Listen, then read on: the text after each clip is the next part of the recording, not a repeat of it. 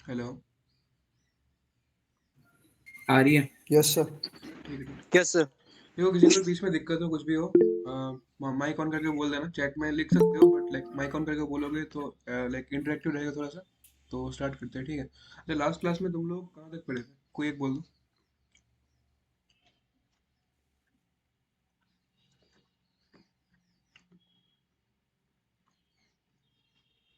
शायद मुझे तो लगता है कि लूप्स वगैरह हुआ था, फॉर लूप, वाइल लूप, ये सब हुआ था ना।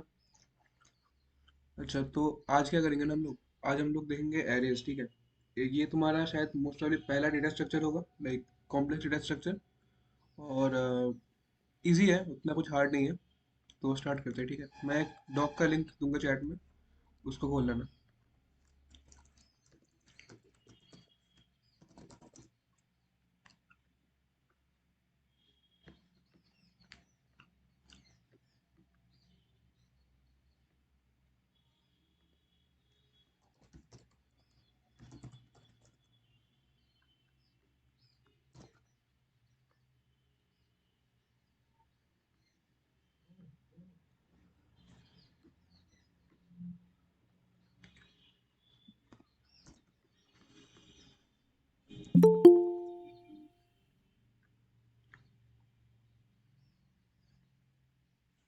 तो डॉक खोल लो, उसमें मैं पढ़ा लाइक मैं स्क्रीन शेयर भी कर लूंगा, और लाइक डॉक खोलना है तो खोल सकते हो, ठीक है।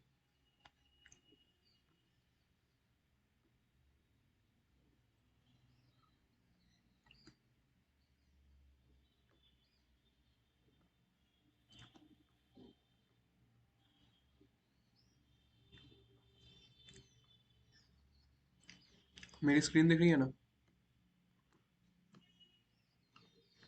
चैट में 10 लिख दो, स्क्रीन दिख रही है? ठीक है, गैस दिख रही है, ठीक ठीक। अच्छा, तो देखो, तुम्हारा पहले होगा एरियल्स, ठीक है। तो एरियल्स तुम्हारा क्या चीज़ है, किसी का आइडिया है? नाम पहले सुना है एरियल्स का? एरियल्स क्या चीज़ है या फिर कुछ भी?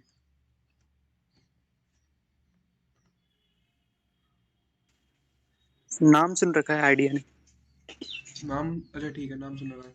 देखो एरेज से, लाइक एरेज एक ऐसा चीज़ है ना, लाइक तुम अगर सपोज तुमको पहले देखते हैं कि इसका रिक्वायरमेंट कहाँ पे आएगा, ठीक है। सपोज तुम्हारे क्लास में कितने बच्चे हैं, सपोज 100 बच्चे हैं, ठीक है। और तुमको उन सबका मार्क्स स्टोर करना है, ठीक है। तो अगर तू लाइक सबके नाम से लाइक ऐसे बनाएगा, सपोज ए बी सी नाम के 3 बच्चे हैं, और तू अगर ऐसे लाइक 3 वेरिएबल बनाएगा, I N T A underscore marks, I N T B underscore marks, और I N T C underscore marks, तो वो हो जाएगा तेरे लिए हेक्टिक, ठीक है, बहुत टीडियस हो जाएगा काम। लाइक ऐसे 3 बच्चों के लिए तेरे 3 वेरिएबल लग रहे हैं, और अगर तू 100 बच्चों के लिए करने जाएगा तो तू वेरिएबल डिक्लेयर करते करते ही तेरा एक 100 लेंथ का कोड पहुंच जाएगा, ठीक है। तो वो हो गया हमारे इनएफिशिएंट वे। तो हम क्या करेंगे ना, हम लोग ऐसा कुछ करेंगे कि देख ऐसा, ये मान ले कि ऐसे एक टेबल टाइप का बना लेंगे, और फिर इसके हर सेल में लाइक हम लोग अगर n स्टूडेंट्स हैं हमारे पास, तो ith स्टूडेंट का मार्क्स हम लोग ith सेल में डालेंगे। लाइक पहला बच्चा जो जिसका रोल नंबर 1 है, उसका अगर हम मार्क्स यहाँ पे रखें, सपोज उसको 10 मिला है, अगले वाले को 8 मिला है, अगले वाले को 9 मिला है, एंड सो ऑन, ठीक है। तो इस like storing data in this form, इसको हम बोलते हैं लाइक एक एरे में स्टोर करना। और ये जो तुम डब्बा देख रहे हो ना, लाइक 10 बॉक्सेस का जो कलेक्शन है, इसको हम लोग एक एरे बोलते हैं, ठीक है। So this is called an array, ठीक है। तो सिंपल सा चीज़ है, कुछ है इतना खास है नहीं। लाइक इसको अब हम लोग सी प्लस प्लस में कैसे करेंगे वो देख लेते हैं। लाइक सिंटैक्स तुम्हारा बेसिक जो होता है, ऐसे होता है कि एरे में तुम क्या स्टोर करोगे, डेटा स्टोर करोगे ना, तो उस डेटा का कुछ डेटा टाइप होगा। लाइक अगर तुमको कैरेक्टर स्टोर करना है तो कैर होगा, स्ट्रिंग स्टोर करना है तो स्ट्रिंग होगा, कोई फ्लोटिंग पॉइंट स्टोर करनी है तो फ्लोट होगा। तो लाइक उस तरह से तुम पहले लिखोगे डेटा टाइप, ठीक है। फिर एरे नेम, बीच में एक स्पेस होगा, बीच में स्पेस है, और फिर यहाँ पे थर्ड ब्रैकेट्स के अंदर साइज ऑफ द एरे। यहाँ पे साइज ऑफ द एरे मतलब क्या है, number of entries in the array. For example, अगर तुमको 100 स्टूडेंट्स का मार्क्स स्टोर करना है, ठीक है, तो मार्क्स तो डेसिमल में भी हो सकता है, तो तुम ऐसे लोगे, डबल मार्क्स नाम का एक एरे बना दिया, और उसमें 100 रख दिया, ठीक है, to store the marks of 100 students. ये तुम्हारा एग्जाम्पल हो गया, ठीक है। तो सिंपल सा है, उतना कुछ है नहीं। अब इसको लाइक हम लोग थोड़ा कोड देखेंगे इसका। तो यहाँ तक सबको क्लियर है? अब इसके बाद कोडिंग पे जाएंगे। चैट में लिख दो, कुछ भी रिएक्ट कर दो, कुछ भी है। किसी को डाउट है तो वो भी बोल दो।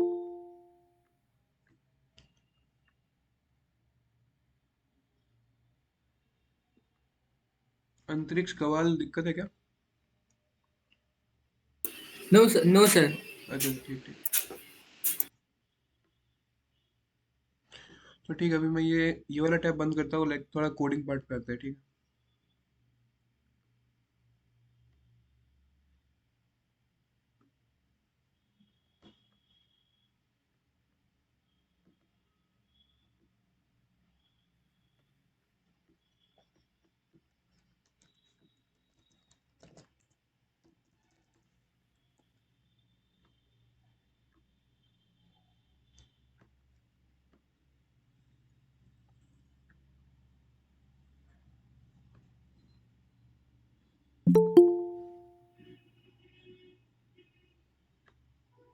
ठीक है, मेरी स्क्रीन दिख रही है, ठीक है। तो यहाँ पे देखो। ये सब तो ऊपर की चीज़ें हटा दो, अभी तुम्हारे उतना काम नहीं आएगा। इतना बस रखो, ठीक है।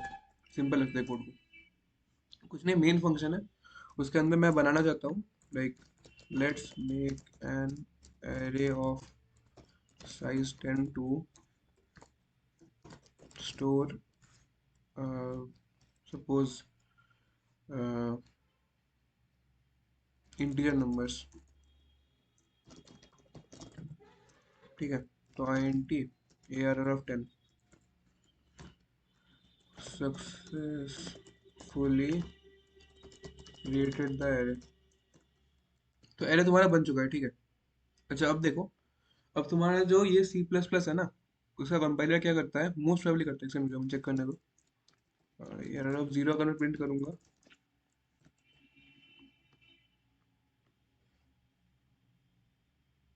तो इसमें देखो एरर ऑफ जीरो में कुछ भी एक वैल्यू है, ठीक है। लाइक ऐसा मतलब हम लोग पहले से नहीं बोल सकते कि एरर ऑफ जीरो में क्या वैल्यू होगी, या फिर एरर ऑफ वन में कुछ भी रैंडम एक वैल्यू आउटपुट हो रही है। तो इसका मतलब है कि हमारे पास ये जो बक्सा था ना, जो मैंने बनाया था बक्सा, वो तो बन चुका है। बट उसके डब्बे, उसके हर बॉक्स के अंदर कोई वो नहीं है, वैल्यू हमने डाली नहीं है अभी तक, ठीक है। तो उसके लिए हमको वैल्यू डालनी पड़ेगी। लाइक तो देखो कि सपोज इनिशियली सबका मार्क्स जीरो है, ठीक है। तो सब लाइक सारे बॉक्सेस का वैल्यू जीरो है, तो हम लोग एक फॉर लूप लगा के कर सकते हैं वो चीज़। अच्छा, फॉर लूप बाद में लगाएंगे, ठीक है। अभी पहले ये देखो, वो एक्सेसिंग में बताना पड़ेगा। इसमें देखो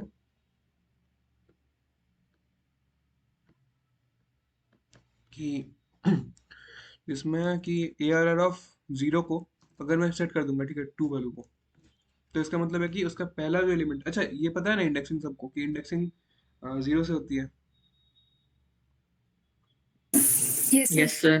ठीक ठीक, इंडेक्स से लाइक पहले एलिमेंट को हम लोग जीरो, लाइक जीरो से डिनोट करते हैं, ठीक है, सी प्लस प्लस में।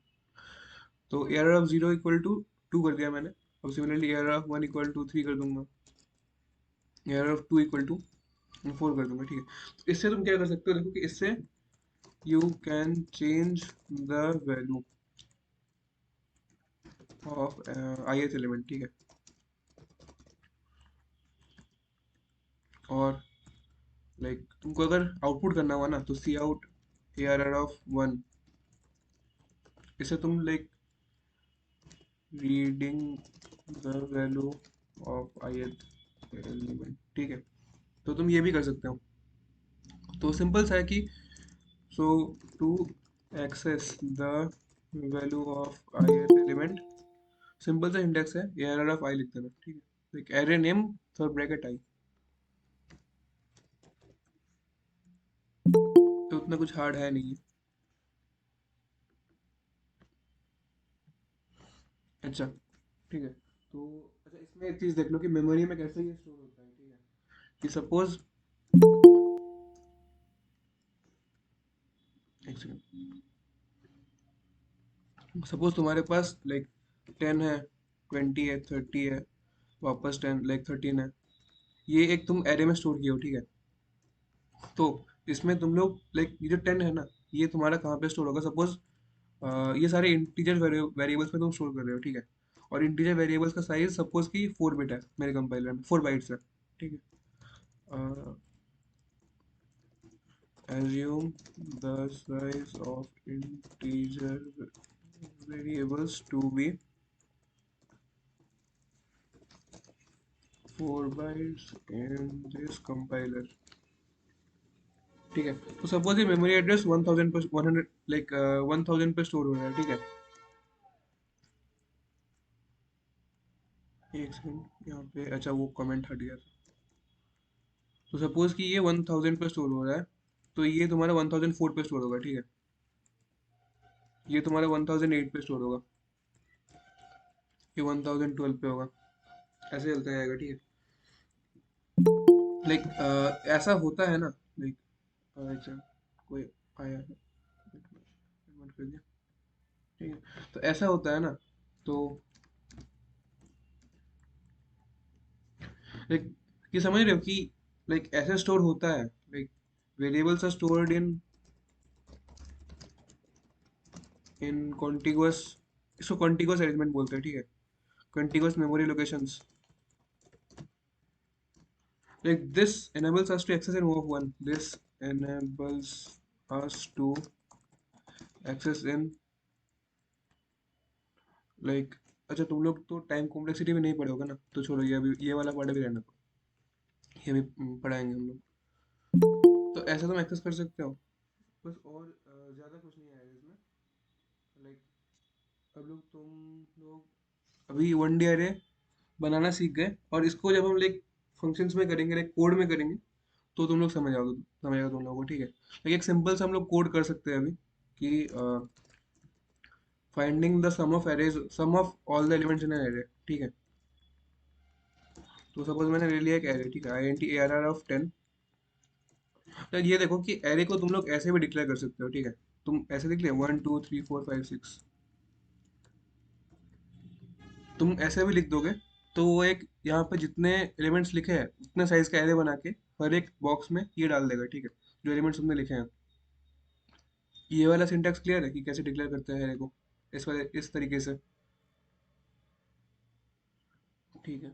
तो ये कर लिया, लाइक अब find the sum of all these elements, ठीक है। तो इसको कैसे करोगे, कोई कुछ भी बोल दो कोड, थोड़ा बहुत तुमको भी कोडिंग का एक्सपीरियंस मिल जाएगा।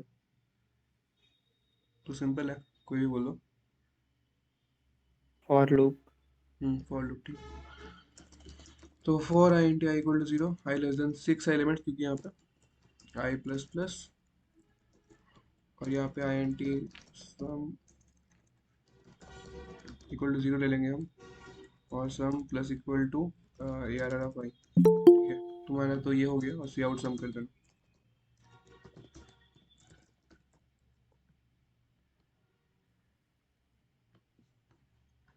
तो तुम्हारा इतना तक हो गया, तो ये सिंपल सा था कोड एक तुम्हारा, और तुम बहुत कुछ कर सकते हो एरे से। एरे तुम्हारा सबसे ज़्यादा यूज डेटा स्ट्रक्चर होगा तुम्हारे उसमें, लाइक सीपी जब करने जाओगे तो सबसे सबसे ज़्यादा यूज होगा तुम्हारे क्वेश्चंस में, लाइक ऑलमोस्ट हर क्वेश्चन में ही होगा एरे, ठीक है। अच्छा अब तुम्हारा आता है कि देखो, तुमको अब ये अ, हमने एरे बनाया क्यों था, क्योंकि हमको लाइक 100 स्टूडेंट्स का मार्क्स स्टोर करना था, ठीक है, कोई भी 100 स्टूडेंट्स का। अब सपोज तुमको सिर्फ अपने स्कूल का नहीं, अपने क्लास का नहीं, अपने स्कूल के हर क्लास के स्टूडेंट्स के लिए स्टोर करना है, ठीक है। तो तुम्हारे स्कूल में सपोज एन क्लासेस है, या फिर सपोज यहाँ पे देख लो कि हर डिपार्टमेंट के लिए करना है, ठीक है। तो तुम्हारे यहाँ पे सपोज एन डिपार्टमेंट्स है, और उसके अंदर लाइक हर एक डिपार्टमेंट के अंदर एम स्टूडेंट्स है, तो तुम कैसे करोगे। तो उसके लिए हमारे पास आता है 2D एरे, ठीक है। 2D एरे मतलब सेम ही है, उसका जो सिंटैक्स है वो होगा तुम्हारा ऐसे कि डेटा टाइप, फिर एरे नेम, और फिर साइज 1 साइज 2। इसका मतलब क्या है कि डॉक पे आ जाते हैं, वापस देख लेंगे डॉक।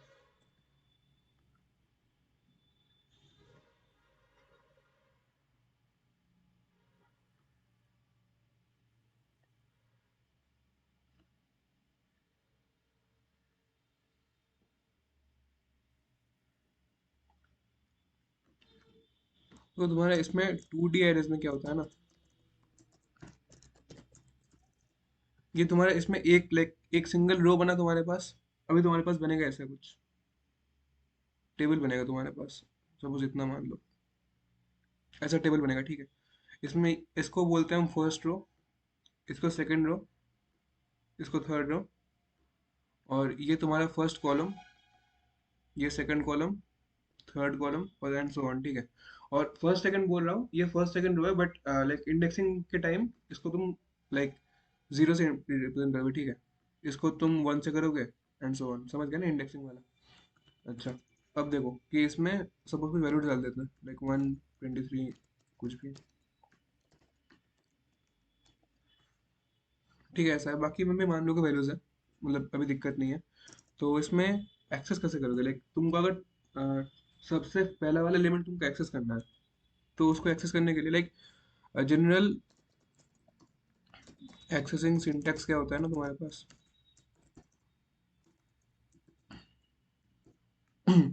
कि A R R of I comma J denotes the element at the intersection of ith row and jth column। इसमें i कॉमा जे 1 में 0 बेस इंडेक्सिंग है, ठीक है।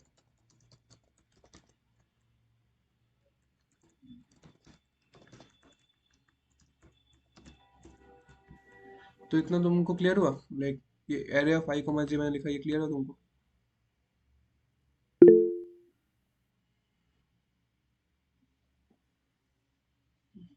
ठीक है, आई गेस क्लियर हुआ है सबको। अच्छा, तो ये तुम्हारा हो गया। अब कुछ छोटे से एग्जांपल्स देख लेते हैं। Air of I com zero comma zero तुम्हारा क्या होगा? लाइक अगर मैं प्रिंट करूंगा तो क्या आएगा? कोई एक बोल दो, क्या क्या आएगा? C out air of I zero comma zero. 1. हाँ ठीक है। सिमिलरली तुम्हारा जीरो कॉमा वन आएगा 32। ठीक है, तो ऐसे देख सकते हो। अच्छा, तुम्हारा ये हो गया 2D एरेस। ठीक है, तो इसमें एक इम्पोर्टेंट चीज़ कि इसमें लाइक इम्पोर्टेंट तो नहीं है बट जान लो, जानने के लिए अच्छा है कि इसमें सपोज जैसे मैंने बोला था ना कि कंटिगुअस मेमोरी लोकेशन में स्टोर होता है, इसमें भी सेम होता है। सपोज ये पहला एलिमेंट जो है वो 1000 एड्रेस पे स्टोर हुआ है, तो इसमें लिख देता हूँ मैं ये DDR 1000। तो ये भी तुम्हारे 1004 पे होगा, ये 1008, ये 1012, एंड इसके बाद वाला एक अगले रो पे भी ये 1016 पे होगा। ठीक है, ऐसा नहीं कि उसमें 1000 की जगह 2000 हो जाएगा, ये 1016 पे होगा। ठीक है, मतलब इसके बाद का मेमोरी एड्रेस भी इस पे स्टोर होता है। ठीक है, तो ये याद रखना, मतलब याद रख सकते हो, मतलब जानने के लिए अच्छा है। तो ये तुम्हारा हो गया 2D एरे। और लाइक इसका एक क्वेश्चन करते हैं, क्वेश्चन नहीं मतलब बस ऐसे ही, ताकि तुम लोग कोड से फेमिलियर हो जाओ कि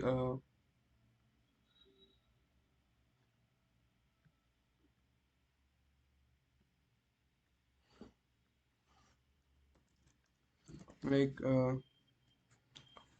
take input of n comma m, make a 2D array of size n cross m,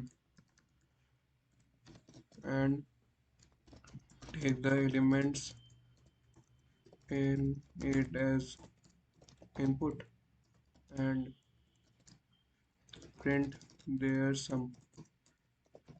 ठीक है, तो तुम में से कुछ कुछ को तो लाइक सब क्वेश्चन आसानी है, लाइक एक बार चैट में फिर भी पेस्ट कर देता हूँ।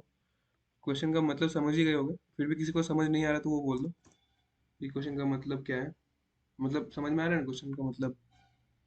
कुछ नहीं, बस एक 2D अरे इनपुट लेना है और उसके सारे एलिमेंट्स का सम बोलना है। तो सिंपल सा कोड होगा, like include bits slash STD.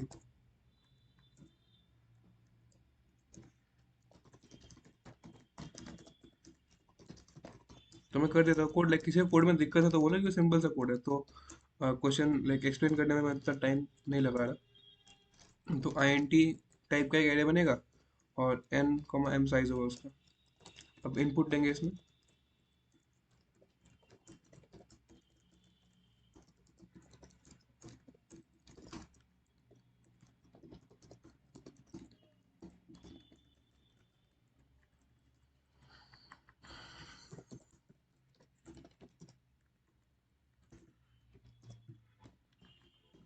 तो इतना इनपुट ले लिया मैंने, और फिर लाइक अब तुमको सम करना पड़ेगा।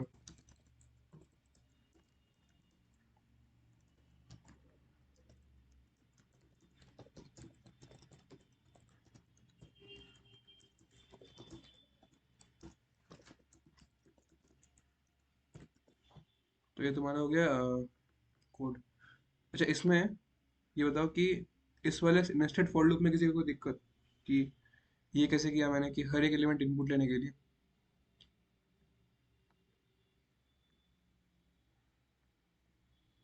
कोई दिक्कत नहीं है तो चैट में वन लिख दो, और दिक्कत है तो चैट में जीरो लिख दो।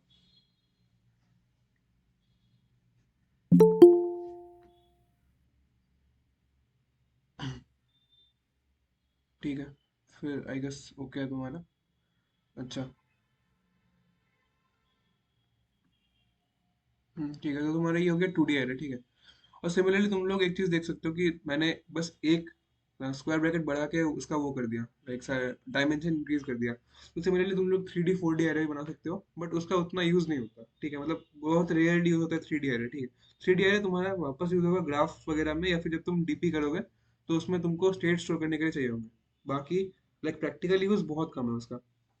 तो अभी के लिए 2D पे ही फोकस करो, बाकी तुम लोग जब करोगे तो लाइक जीएफजी से पढ़ सकते हो, गिग्स फॉर गिग्स वगैरह से, तो समझ जाओगे वो सब। ठीक है, तो अभी के लिए बस इतने पे फोकस करो। अच्छा, अब क्वेश्चन लाइक एक दो हम क्वेश्चन आसान से क्वेश्चन है, बट फिर भी सबमिट करके देख लेते हैं, लाइक क्वेश्चन सबमिट करोगे तो लाइक अच्छा लगेगा। तो मैं चैट लिंक, मतलब चैट में क्वेश्चन का लिंक पेस्ट करता हूँ, खोलना है तो खोल लो।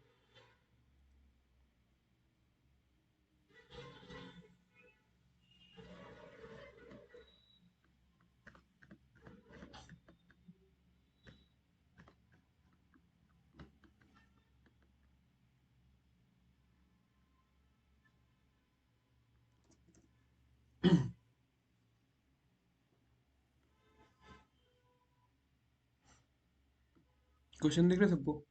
अच्छा, मैं खोल लेता हूँ क्वेश्चन अपने में, तो दिख जाएगा।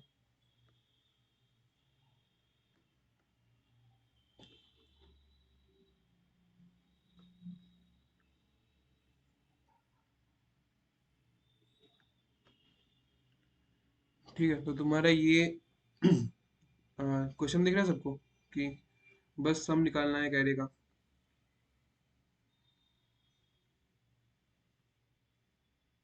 तो ये तो आसान सा क्वेश्चन है।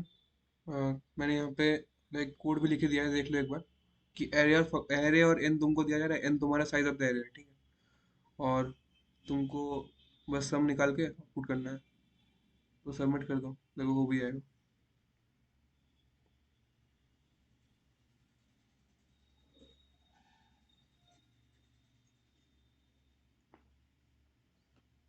ठीक है, तो इसमें किसी को कोई दिक्कत इस क्वेश्चन में? बस 1 या 0 लिख दो चैट में। 1 मतलब की दिक्कत नहीं है, 0 मतलब दिक्कत है।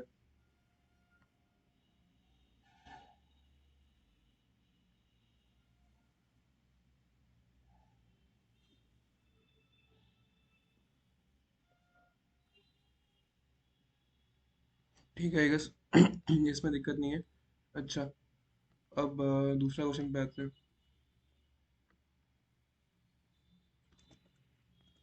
ये क्वेश्चन देख लो।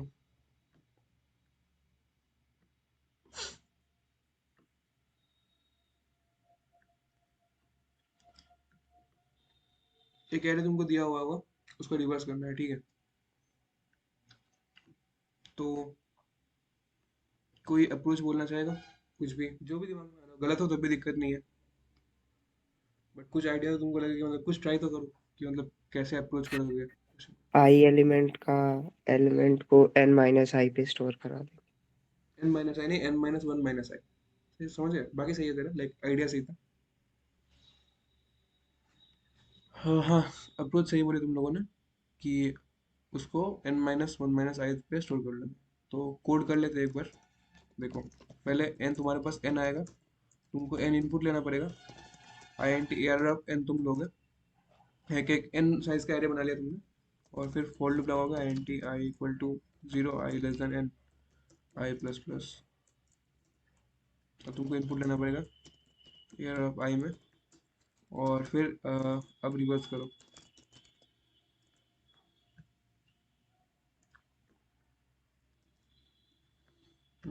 एक सेकंड रुक जाओ, इसमें मैं लिमिट देख लेता हूँ। ओके, तो इसमें आई एन टी दे सकता हूँ मैं, बट अगर बहुत बड़ा नंबर दे दिया उसने तो उसमें स्टोर नहीं होगा, ठीक है, तो इसलिए मैं लॉन्ग लॉन्ग ले रहा हूँ।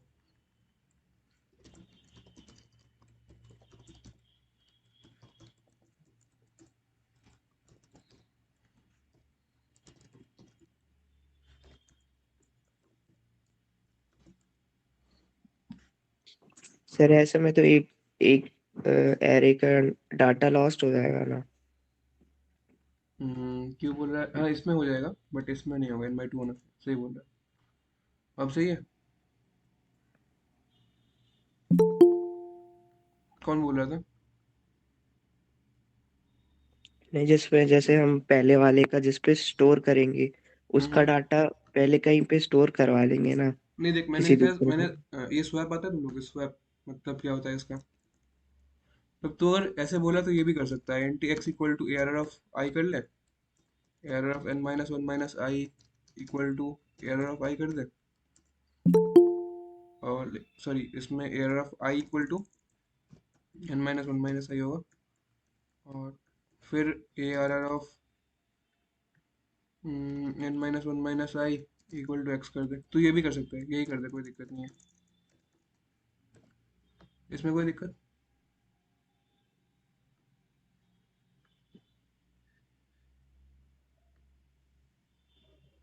वो स्वैप वाला एक फंक्शन है क्या हाँ, अरे डायरेक्ट? स्वैप देख, स्वैप क्या होता है ना, स्वैप में तो अगर स्वैप ए कॉमा बी करता है तो उनके वैल्यूज को स्वैप कर देता है, और कुछ नहीं है। तो उसको अभी लाइक बाद में भी पढ़ सकते हो उसके बारे में, बाकी तुम अगर स्वैप के बिना करना चाहो तो ऐसे कर सकते हो। ठीक है कि एरर ऑफ आई को हमने कहीं पे स्टोर कर लिया, और फिर एन माइनस वन माइनस आई की वैल्यू को आई में स्टोर किया, और फिर एन माइनस वन माइनस आई को उस थर्ड वेरिएबल से उसका वैल्यू उसमें डाल दिया।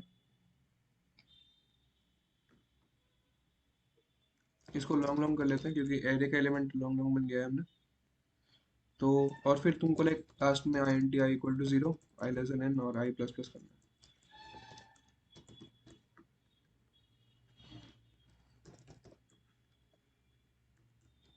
विद स्पेस, लाइक हर बार तुमको स्पेस देना है। हाँ आई गेस टेस्ट करते हैं। अरे यार, चलो लॉगिन कर ही लेते हैं।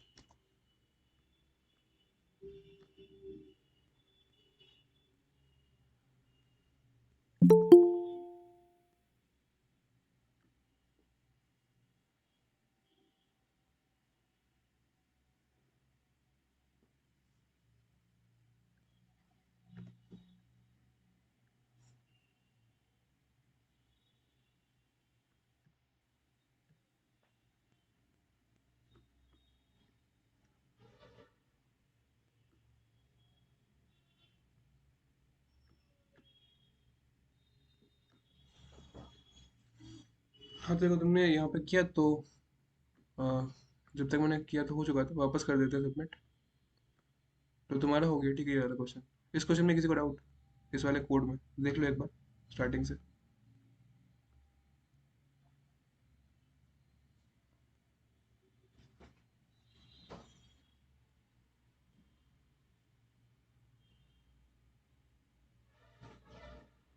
समझ आ गया तो चैट में वन लिख दो।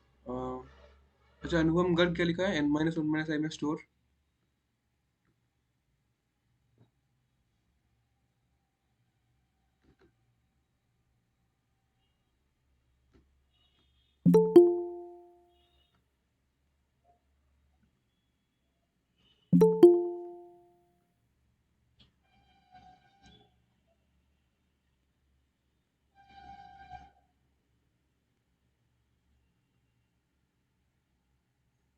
ठीक है, तो लोग वन लिख रहे हैं तो दिक्कत नहीं होगी, ठीक है।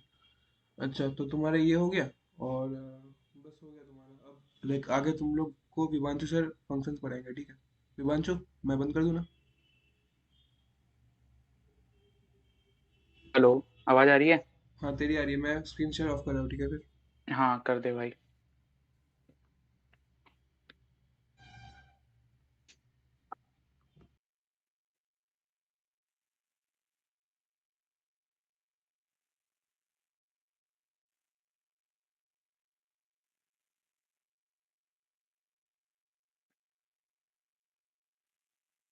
हाँ, स्क्रीन विजिबल है। ठीक है, तो फंक्शन से अपन शुरू करते हैं। सबसे पहले तो अपन देखते हैं कि फंक्शंस होते क्या है। तो मान लो एक बार कि एक अपन सिंपल सा प्रोग्राम बनाते हैं। वीएस कोड विजिबल है ना सबको? Yes, visible. ठीक है।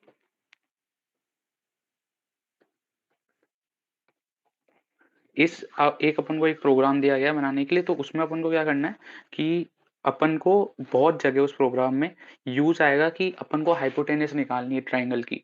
अपन को यूजर मल्टीपल इनपुट्स देगा अलग अलग जगह पे, तो अपन को हाइपोटेनस निकालनी है। तो उसके लिए अपन प्रोग्राम कैसे लिखेंगे एक बार अपन देखते हैं। मान लो अपन को कोई एक इंटीजर यूजर ने दिया a, दूसरा इंटीजर दिया b। अब अगर इसको अपन को हाइपोटेनियस निकालना है तो हाइपोटेनियस का फॉर्मूला क्या होता है? Square root of a square plus b square. तो उसको अपन एक अलग वेरिएबल में स्टोर कर लेंगे। सबसे पहले तो दोनों की पावर का सम स्टोर करेंगे इस वेरिएबल में अपन, और b कॉमा 2। उसके बाद में इंट d में इसका अपन स्क्वायर रूट ले लेंगे c, और c आउट कर देंगे d। तो इसमें अपन क्या कर रहे हैं कि अपन ने सिंपल सा एक थोड़े बहुत लाइंस ऑफ कोड लिख के ये पता कर लिया कि कौन सी चीज हाइपोटेनियस कैसे निकाल रहे हैं। लेकिन मान लो ये चीज अपन को अपने कोड में, पूरे प्रोग्राम में कम से कम 100 या 1000 बार करनी होगी। तो अपन को ये जो लाइन है यहाँ से लेके यहाँ तक, ये दोनों लाइन अपन को 1000 बार या 100 बार लिखनी पड़ेगी। तो इस केस में फंक्शंस यूज में होते हैं जब एक ही कोड तुम्हें बार बार लिखना है, तो उसकी जगह उस कोड को तुम एक फंक्शन में लिख देते हो, और जब तुम्हें उस कोड को यूज करना है तो तुम सिंपली बस उस फंक्शन में कॉल मार देते हो। अच्छा, ये समझ में आई बात कि अपन फंक्शन यूज क्यों कर रहे हैं। अभी अपन देखेंगे कि फंक्शन आगे कैसे लिखते कैसे हैं, कैसे यूज करते हैं। तो देखो यहाँ पे लिखा हुआ है function is a group of statements that perform together a task. A function में टेक सम इनपुट्स और मे नॉट रिटर्न और मे रिटर्न अ वैल्यू। मतलब वो कुछ इनपुट लेगा। अब इसके अंदर क्या होगा, वो इनपुट लेगा तुम्हारा a और b, और आउटपुट क्या देगा, तुम्हारा हाइपोटेनियस की वैल्यू आउटपुट देगा। अब देखते हैं कि वो फंक्शन अपन कैसे, मतलब किस प्रकार से बनाते हैं। सबसे पहले सिंटैक्स समझो कि ऐसे अपन फंक्शन बनाते हैं। सबसे पहले फंक्शन में होता है एक रिटर्न टाइप, कि वो क्या रिटर्न करेगा, वो इंट रिटर्न करेगा, फ्लोट रिटर्न करेगा, स्ट्रिंग रिटर्न करेगा, या क्या करेगा। फिर उसके आगे अपन लिखते हैं फंक्शन का नाम। जैसे इसके अंदर अपन अलोंग में कोड करते रहते हैं, जैसे वो रिटर्न करेगा तेरा इंट, और फंक्शन का नाम है हाइपोटेनियस, कि वो हाइपोटेनियस रिटर्न कर रहा है। उसके बाद में अपन लिखेंगे कि वो पैरामीटर्स या इनपुट्स क्या क्या लेगा। तो इनपुट्स में वो लेगा दो, एक तो तुम्हारा बेस और एक तुम्हारी हाइट। तो अपन लेंगे int base comma int height. फिर कर्ली ब्रेसेस लगाने होते हैं, और उन कर्ली ब्रेसेस के अंदर जितना भी अपन को कोड लिखना होता है वो सब लिखते हैं कि वो फंक्शन करेगा क्या, क्या चीज कैलकुलेट करेगा और उस चीज को रिटर्न करेगा। जैसे यहाँ पे बेस और हाइट अपन ने ले लिया, तो ये दोनों जो लाइन है ये अपन यहाँ से शिफ्ट करके कर देंगे यहाँ पे। अब यहाँ पे a की जगह अपन बेस कर देंगे और b की जगह हाइट कर देंगे, ठीक है। और d के अंदर उनका स्क्वायर रूट स्टोर होगा, तो अपन रिटर्न कर देंगे d यहाँ से। रिटर्न, ये जो d का डाटा टाइप है वो वही होना चाहिए जो यहाँ पे तुमने रिटर्न टाइप में लिख रखा है। इस इंट का डाटा टाइप और इस d का डाटा टाइप सेम होना चाहिए। और अब सिंपली ये तो हो गया अपन फंक्शन कैसे बनाते हैं। अब इस फंक्शन को यूज कैसे करते हैं। मान लो तुम्हें यहाँ पे a इनपुट लिया, b इनपुट लिया, अब तुम्हें हाइपोटेनियस प्रिंट कराना है, तो तुम सी आउट सिंपली हाइपोटेनियस और उसके अंदर a कॉमा b डाल दोगे। अब तुम्हें ये जो लाइन है, ये दोनों लाइन तुम्हें बार बार लिखने की जरूरत नहीं है। जहां जहां पे तुम्हारे कोड में यूज आ रही है, बस वहां पे तुम्हें इस फंक्शन को कॉल करना है, उसके अंदर इनपुट्स पास कराने हैं, और वो अपने आप जो चीज रिटर्न करेगा वो चीज यहाँ पे प्रिंट हो जाएगी। इतना समझ में आया।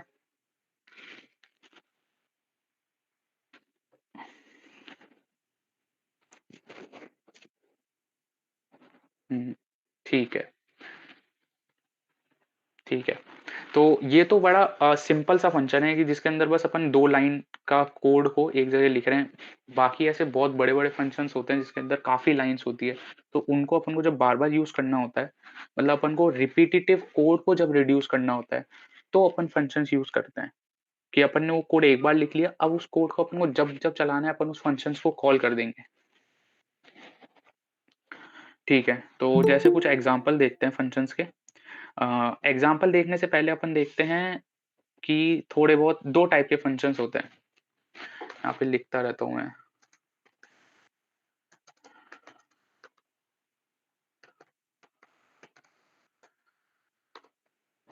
एक तुम्हारे होते हैं इनबिल्ट फंक्शंस। इनबिल्ट फंक्शंस मतलब जो सी प्लस प्लस की लाइब्रेरी में पहले से उनकी डेफिनेशंस लिखी हुई है। तुम्हें ऐसे उन्हें खुद से एक्सप्लिसिटली डिक्लेयर और डिफाइन करने की जरूरत नहीं है। वो सी प्लस प्लस ने तुम्हें दे रखे हैं और तुम्हें बस उनको कॉल करके यूज करना है। अब जैसे इनबिल्ट फंक्शन अपन ने यूज किया, ये जो पावर वाला फंक्शन यूज किया है, ये क्या करता है, इस बेस की पावर को 2 चढ़ा देता है। तो ये जो पावर फंक्शन है, ये एक इनबिल्ट फंक्शन है। ये जो एसक्यूआरटी वाला फंक्शन यूज किया है, जो स्क्वायर रूट लेता है, ये भी एक इनबिल्ट फंक्शन है। और इसके एग्जाम्पल्स तुम सर्च करोगे गूगल में कि C plus plus inbuilt function, तुम्हारे बहुत लंबी लिस्ट आ जाएगी और सारे याद करने की जरूरत नहीं है। तुम कुछ कुछ फंक्शंस को याद करोगे, वो तुम्हें मैं बता देता हूँ। जैसे टू स्ट्रिंग होता है, एस टी ओ वाई होता है, और पावर और स्क्वायर रूट वाला अपन ने ऊपर यूज कर लिया। अब टू स्ट्रिंग क्या करता है कि इसके अंदर यहाँ पे तुम कुछ इनपुट देते हो, जैसे तुमने कोई इंटीजर या कुछ भी इनपुट यहाँ पे दिया, तो वो इसको क्या करेगा, वो इसको स्ट्रिंग में कन्वर्ट कर देगा। जैसे मान लो इंट मैं करता हूँ c इक्वल टू 34, और इसको अब 34 को मेरे को ऐसे स्ट्रिंग चाहिए, ये ऐसे इंटीजर है, इसकी डाटा टाइप चेंज करके मेरे को ऐसे स्ट्रिंग चाहिए, तो मैं इसको टू स्ट्रिंग में c कन्वर्ट कर दूंगा। तो अब ये जो फंक्शन है, इनबिल्ट फंक्शन जो है, ये c को स्ट्रिंग में कन्वर्ट कर देगा। हाँ, तो ये तो हो गया to string. S T O I क्या होता है, एस टी ओ आई का मतलब फुल फॉर्म ये है, एस टी मतलब स्ट्रिंग, टी मतलब to, string to integer conversion. मतलब इसके अंदर इनपुट में जाएगी एक स्ट्रिंग और वो स्ट्रिंग इंटीजर में कन्वर्ट होगी। जैसे int t is equal to S T O Y, अब स्ट्रिंग में तुम्हारे जा रहा है 23, तो ये जो 23 है, इसका डाटा टाइप वैसे स्ट्रिंग है, लेकिन ये फंक्शन इसको कन्वर्ट करके डाटा टाइप इंट में कन्वर्ट कर देगा और टी में स्टोर करा देगा। तो इनको एक बार प्रिंट करके देख लेते हैं।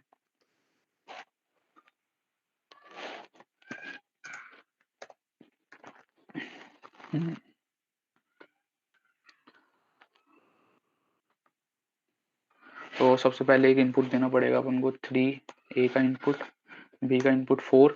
तो ये जो 5 आया है, ये तुम्हारे आया है इस हाइपोटेनियस फंक्शन का आउटपुट, जो कि 3 और 4 अगर बेस हाइट है तो हाइपोटेनियस तुम्हारा 5 हो जाएगा। टू स्ट्रिंग ये 34 है, इसको इसने कन्वर्ट कर दिया स्ट्रिंग में और उस स्ट्रिंग को अपन ने यहाँ प्रिंट किया है। अब ये जो तुम्हारा 23 है स्ट्रिंग, इसको कन्वर्ट कर दिया है इसने टी मतलब इंटीजर में, और वो 23 यहाँ पे प्रिंट हुआ है। तो बेसिकली इनबिल्ट फंक्शंस में ज़्यादा अपन को दिमाग लगाना नहीं होता। कोई भी इनबिल्ट फंक्शन तुम्हें चाहिए तो तुम्हें बस उसका ये देख लेना है कि उसका नाम क्या है, वो इनपुट क्या लेता है और आउटपुट क्या देता है। ये चीज़ें तुम्हें पता है तो तुम उन इनबिल्ट फंक्शन को यूज़ कर सकते हो, उनकी कुछ इंटरनल इम्प्लीमेंटेशन पे जाने की कोई ज़रूरत नहीं है। तो अपन ने पावर और SQRT वाला फंक्शन तो देख ही लिया। अब देखते हैं कि ये यूजर बिल्ड फंक्शंस क्या होते हैं। तो यूजर बिल्ड फंक्शन कुछ नहीं होते, सिंपली ये जो अपन ने फंक्शन बनाया ये यूजर बिल्ड है, जिसके अंदर अपन खुद उसको बनाते हैं और खुद अपन उसको यूज करते हैं। मतलब उसकी नाम, उसके पैरामीटर्स, उसकी डेफिनेशन सब कुछ अपन देते हैं। तो बेसिकली अपन इसके आगे अपन यूजर बिल्ड पे डिस्कशन अपना रहेगा। तो सबसे पहले देखते हैं कि कुछ एग्जांपल्स करते हैं फंक्शंस बनाने के लिए। तो पहला है ये functions to return the sum of two integers, मतलब एक फंक्शन जो तुम्हारे इनपुट में दो इंटीजर ले और रिटर्न करें उनका सम। तो बहुत सिंपल है, एक अपन ने रिटर्न टाइप यहाँ पे होगा इंट, फंक्शन का नाम है सम फंक्शन। तो पहला वाला जो उनका पैरामीटर होगा वो होगा इंट ए कॉमा इंट बी। दो इनपुट इसने ले लिए, रिटर्न क्या करेगा, रिटर्न करेगा ए प्लस बी। इतना सिंपल सी चीज होगी। इसको एक बार कॉल करके देख लेते हैं। सी आउट सम फंक्शन 4,8 4,7।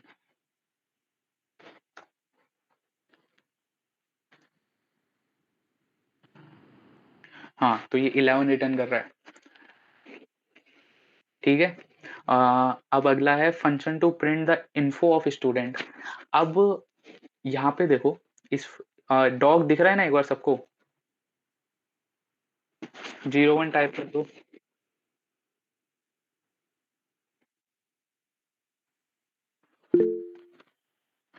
ठीक है। तो अब ये देखो इसमें थोड़ा-सा अलग है ये चीज़। यहाँ पे अपने रिटर्न टाइप में लिखा है वॉइड। वॉइड का मतलब क्या होता है? वॉइड का मतलब होता है कि अपन इससे कुछ रिटर्न नहीं कर रहे। जैसे अपन ने पिछले फंक्शन से इंट रिटर्न कर रहे थे, यहाँ पे अपन कुछ रिटर्न नहीं कर रहे। अब ये रिटर्न नहीं कर रहा तो इस फंक्शन का फिर काम क्या है? ज़रूरी नहीं कि फंक्शन का काम कुछ रिटर्न करने पे ही हो, उसके अंदर अपन जो चीज़ लिख रहे हैं, हो सकता है कि उसका काम हो कुछ चीज़ों को प्रिंट कराना या फिर कुछ वेरिएबल्स की वैल्यूज़ को चेंज कर देना। जैसे इस फंक्शन में अपन क्या कर रहे हैं, प्रिंट इन्फो।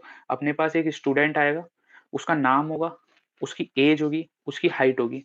अपन को बस उनको ऐसा लाइन प्रिंट कराना है, my name is this, my age is this, my height is this. तो इसके ऐसे फंक्शंस में अपन वॉइड यूज़ करते हैं, जिसके अंदर अपन रिटर्न कुछ नहीं कर रहे, बस उसको प्रिंट कराना है या कुछ कैलकुलेशन करनी है, रिटर्न कुछ नहीं करना। ठीक है? तो ये वाला फंक्शन भी एक बार रन करा के देख लेते हैं। डायरेक्ट कॉपी पेस्ट करते हैं।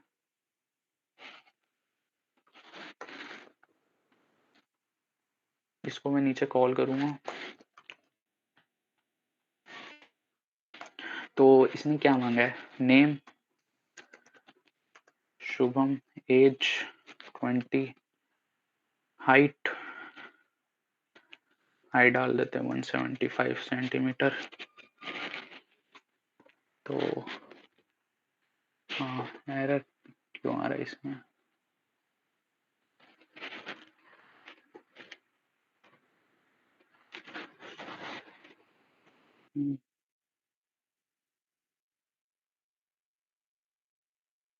पॉइंट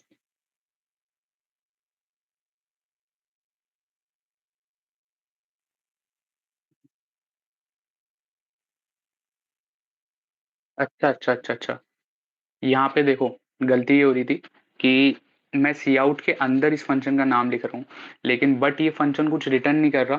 तो जब तक वो रिटर्न नहीं कर रहा तो काउट वैल्यू प्रिंट क्या करेगा? तो जो फंक्शन वॉइड्स होते हैं उनको अपन ऐसे काउट के अंदर नहीं लिख सकते, उसको अपन को बिना काउट के कॉल करना होता है। हाँ, तो ये देखो ये 11 को इग्नोर करो, पिछले वाले फंक्शन का आउटपुट है my name is Shubham, my age is 20 and my height is 175। तो ये फंक्शन बस आउटपुट अपना प्रिंट करा दिया, इसने रिटर्न कुछ नहीं करा। ठीक है। Function to find the sum of number between 1 to n।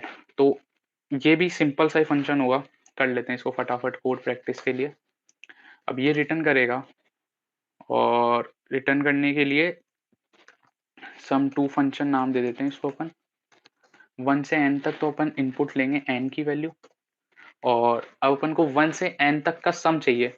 तो एक तरीका तो है 1 से n तक का सम अपन डायरेक्ट फॉर्मूले से लिख सकते हैं, जो अपन को पढ़ाया जाता है n into N plus one divided by 2। लेकिन दूसरा तरीका होता है कि अपन फॉर लूप लगा के कर लें। तो एक बार के लिए अपन मानते हैं अपन को फॉर्मूला नहीं पता, तो अपन केवल एक फॉर लूप लगा के इसको करेंगे।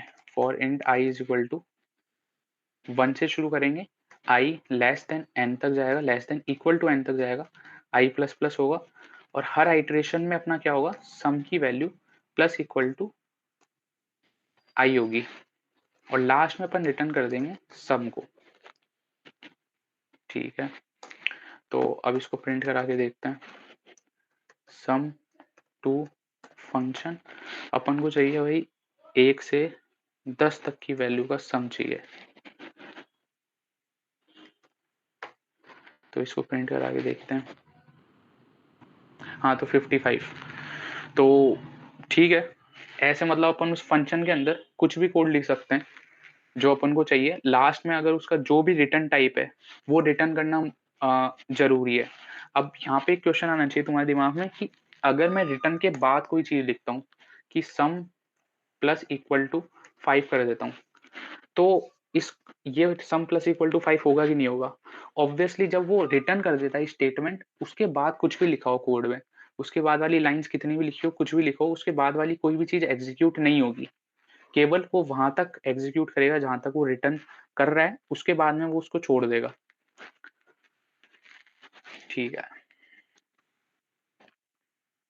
हाँ, तो अब एक रिकर्सिव फंक्शन, अच्छा तुम में से किसी ने रिकर्सिव फंक्शन का नाम सुना है?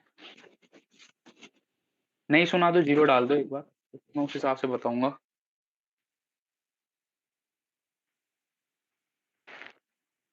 अच्छा, ठीक है। तो ऐसा करते हैं, एक चीज़ देखते हैं पहले। तुम लोगों ने देख ही रखी होगी, पर एक बार मैं उसको चला देता हूँ, ताकि तुम्हें थोड़ा-सा रिलेटेबल लगे चीज़ कि अपन क्या पढ़ने क्या वाले हैं।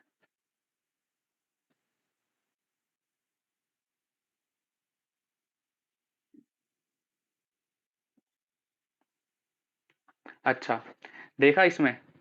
तो इसमें ये बंदा क्या कर रहा है कि इससे नाम पूछ रहे हैं भूपेंद्र जोगी। फिर ये बाद में पूछ रहे हैं यूएस में कहाँ गया, कहता है बहुत जगह गया हूँ। और फिर वापस जब नाम पूछते हैं तो ये खुद को ही कॉल कर देता है, भूपेंद्र जोगी। तो रिकर्सिव फंक्शन तुम्हारे क्या होते हैं कि ऐसा फंक्शन जो खुद को ही कॉल करे एट लास्ट में। तो देखते हैं।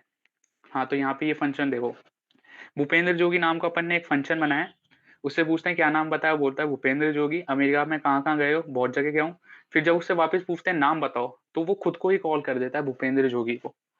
तो मतलब ऐसा फंक्शन जो खुद को ही कॉल करे। अब इस कंडीशन में क्या होगा, जब ऐसा फंक्शन अपन रन कराएंगे जो खुद को ही कॉल करे, तो देखते हैं एक बार क्या होगा। ये मैंने फंक्शन यहाँ पे लिखा है, इसको एक बार रन कराते हैं। अब आउटपुट यहाँ पे टर्मिनल पे ध्यान देना, void v।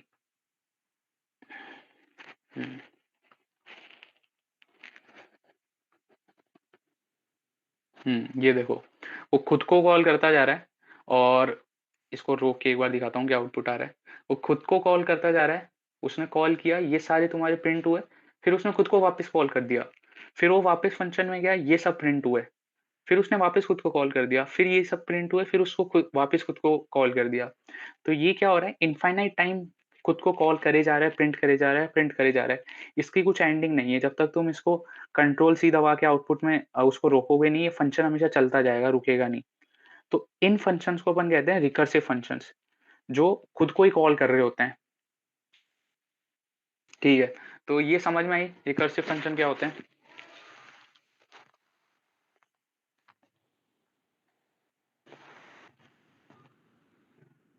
ठीक है,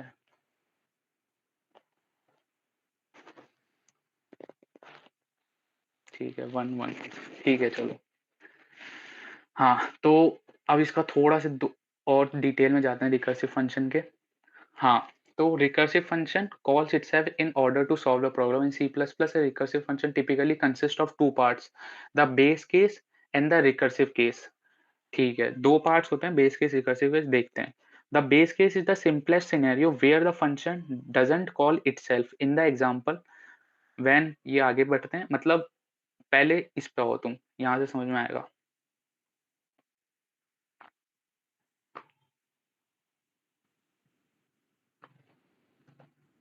हम्म तो तुमने एक फंक्शन बनाया फैक्टोरियल निकालने के लिए। तो इन जनरल अगर तुम्हें फैक्टोरियल निकालने के लिए बोलते हैं कि 1 से n तक का या n का फैक्टोरियल निकालो, तो तुम क्या करते, एक फॉर लूप लगाते, 1 से लेके n तक एक सम में उनको मल्टीप्लाई करते जाते, और लास्ट में उस सम को प्रिंट कर देते, या उस प्रोडक्ट को प्रिंट कर देते, जो भी तुमने नाम दिया वेरिएबल का। लेकिन यहाँ पे बाय रिकर्शन अपन फैक्टोरियल को सॉल्व करेंगे। अपन क्या बोलेंगे कि अगर मान लो फैक्टोरियल n का, एक बार ये इन कंडीशंस को भूलो, तो मैं क्या कर रहा हूँ, n के अंदर मल्टीप्लाई कर रहा हूँ factorial of n-1। n factorial क्या होता है, n इंटू n-1 का फैक्टोरियल, ये होता है n फैक्टोरियल। तो इसका आउटपुट के लिए मैं n को मल्टीप्लाई कर रहा हूँ n-1 के फैक्टोरियल से। तो मैं रिटर्न क्या कर रहा हूँ यहाँ पे, n into factorial of n-1। इतना समझ में आया होगा। अब क्या होगा, जब अपन इसको रन करेंगे तो ये फैक्टोरियल ऑफ n-1 पे जाएगा, n-2 पे जाएगा, जाते जाते ये एक बार 1 पे जाएगा, फिर 0 पे जाएगा, फिर -1 पे चले जाएगा, और ऐसे माइनस इनफाइनाइट तक चलता ही जाएगा। तो इस केस में अपन को एक बार एक बेस केस लगाना होता है कि अगर वो इस पॉइंट पे पहुंच जाए अपना फंक्शन कॉल करते करते खुद को, तो फिर इस पॉइंट पे अपन को वापस से फंक्शन कॉल नहीं करना। अपन को इस पॉइंट पे जाके एक बस सिंपली वैल्यू रिटर्न कर देनी है, जैसे यहाँ पे किया है।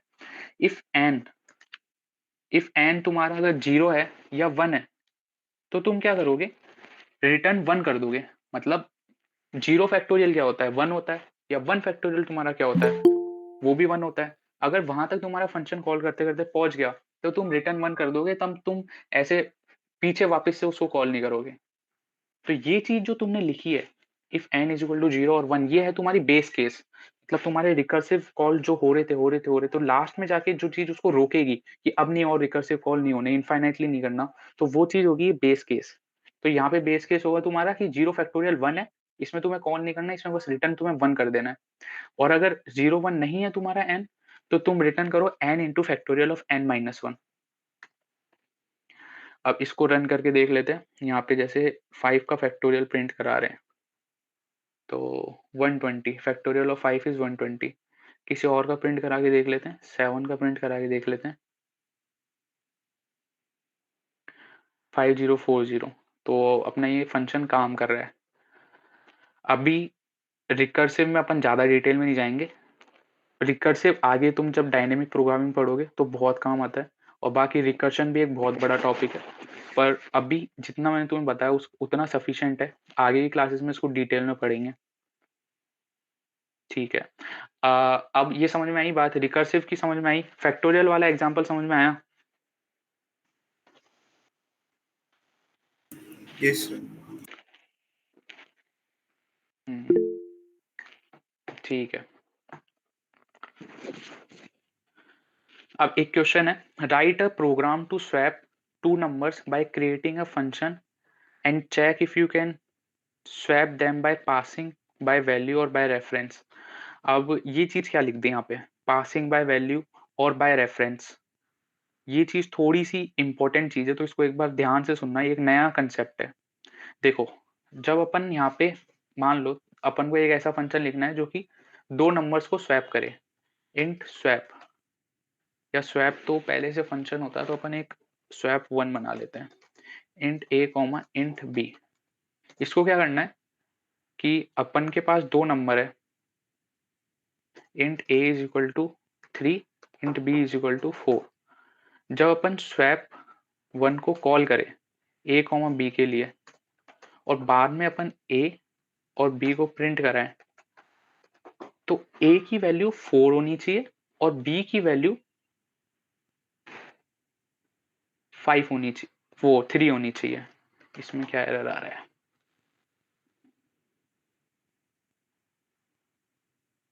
अच्छा, ये तो एरर, इसको इग्नोर करो एरर को। तो ए कॉमा बी, तो ए की वैल्यू 4 होनी चाहिए, बी की वैल्यू 3 होनी चाहिए। तो अब अगर तुम्हें ये स्वैप कराना है इस फंक्शन के थ्रू, तो देखो, जब तुम ए कॉमा बी जब यहाँ पे पास करते हो, तो एक्चुअली में होता क्या है कि ये ए और बी डायरेक्ट पास नहीं होते, एक नए वेरिएबल्स बनते हैं जिनका नाम होता है A1 B1, और वो इनमें पास होते हैं। मतलब अगर मैं यहाँ पे तुम्हारे कर दूं A1, जैसे अपना नॉर्मल स्वैप कराने का तरीका, A1 is equal to 10, A1 is equal to B1, और उसके बाद में B1 is equal to temp. अगर मैं ऐसे कर दूं और इनको रन कराऊं, डिक्लेयर इन दिस, अच्छा यूजिंग नेम स्पेस एसटीडी अपन ने क्लियर कर दिया था क्लियर करते वक्त। तो तुम देख सकते हो ए की वैल्यू 3 है और बी की वैल्यू 4 ही है। मतलब ए की वैल्यू ना चेंज हुई ना बी की वैल्यू चेंज हुई, लेकिन अपन ने यहाँ पे उनको स्वैप किया है। तो ऐसा क्यों, ए और बी की वैल्यू चेंज क्यों नहीं हुई? तो इसका रीजन ये है कि जब तुम ए और बी पास कर रहे हो यहाँ पे, तो वो बाय वैल्यू पास हो रहे हैं। मतलब उनकी एक कॉपी बन रही है दूसरे वेरिएबल्स में जिनका नाम है A1 और B1, और तुम A1 और B1 वेरिएबल की वैल्यूज को चेंज करो, तुम ओरिजिनल ए और बी की वैल्यूज को चेंज नहीं कर रहे। तो अब इसके अंदर कैसे किया जाए कि तुम्हारी ओरिजिनल ए और बी की वैल्यू चेंज हो? तो उसके लिए अपन को बाय रेफरेंस इसके अंदर पास करना पड़ेगा। बाय रेफरेंस कैसे पास करते हैं? बाय रेफरेंस करते हैं नाम के पीछे ये एस वाला साइन लगा के। अगर तुमने किसी भी वेरिएबल के नाम के पीछे यहाँ पे ये एस वाला साइन लगा दिया, इसका मतलब है कि वो बाय रेफरेंस पास हो रहा है। मतलब अब ए और बी के एड्रेसेस वहां पे पास हो रहे हैं, ओरिजिनली पास हो रहे हैं। अगर तुम ए और बी के साथ कुछ भी छेड़छाड़ करो यहाँ पे A1 B1 के नाम से, तो वो एक्चुअल ए और बी में चेंज होंगे। तो अब अगर मान लो मैंने ए और दोनों को बाय रेफरेंस पास कर दिया और मैं अब इसको रन कराता हूँ, तो ये देखो, ये स्वैप हो चुके हैं 4 और 3। तो समझ में आया अंतर बाय रेफरेंस और बाय वैल्यू पास करने का? 01 डाल दो फटाफट से अगर समझ में आया तो।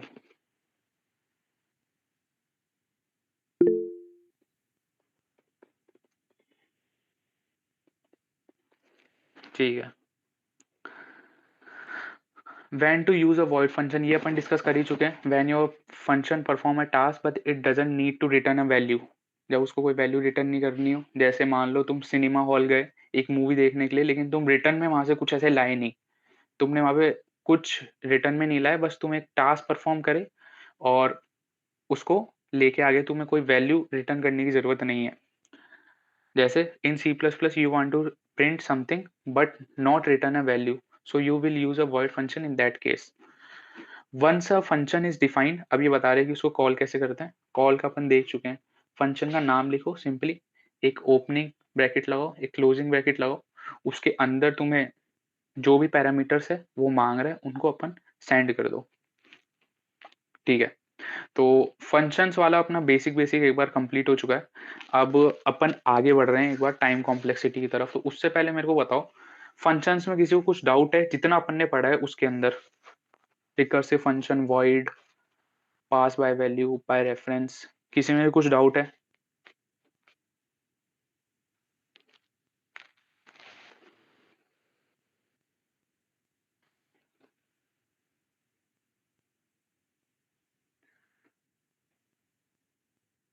ठीक है, तो फिर आगे बढ़े, कॉम्प्लेक्सिटीज पे जाएं।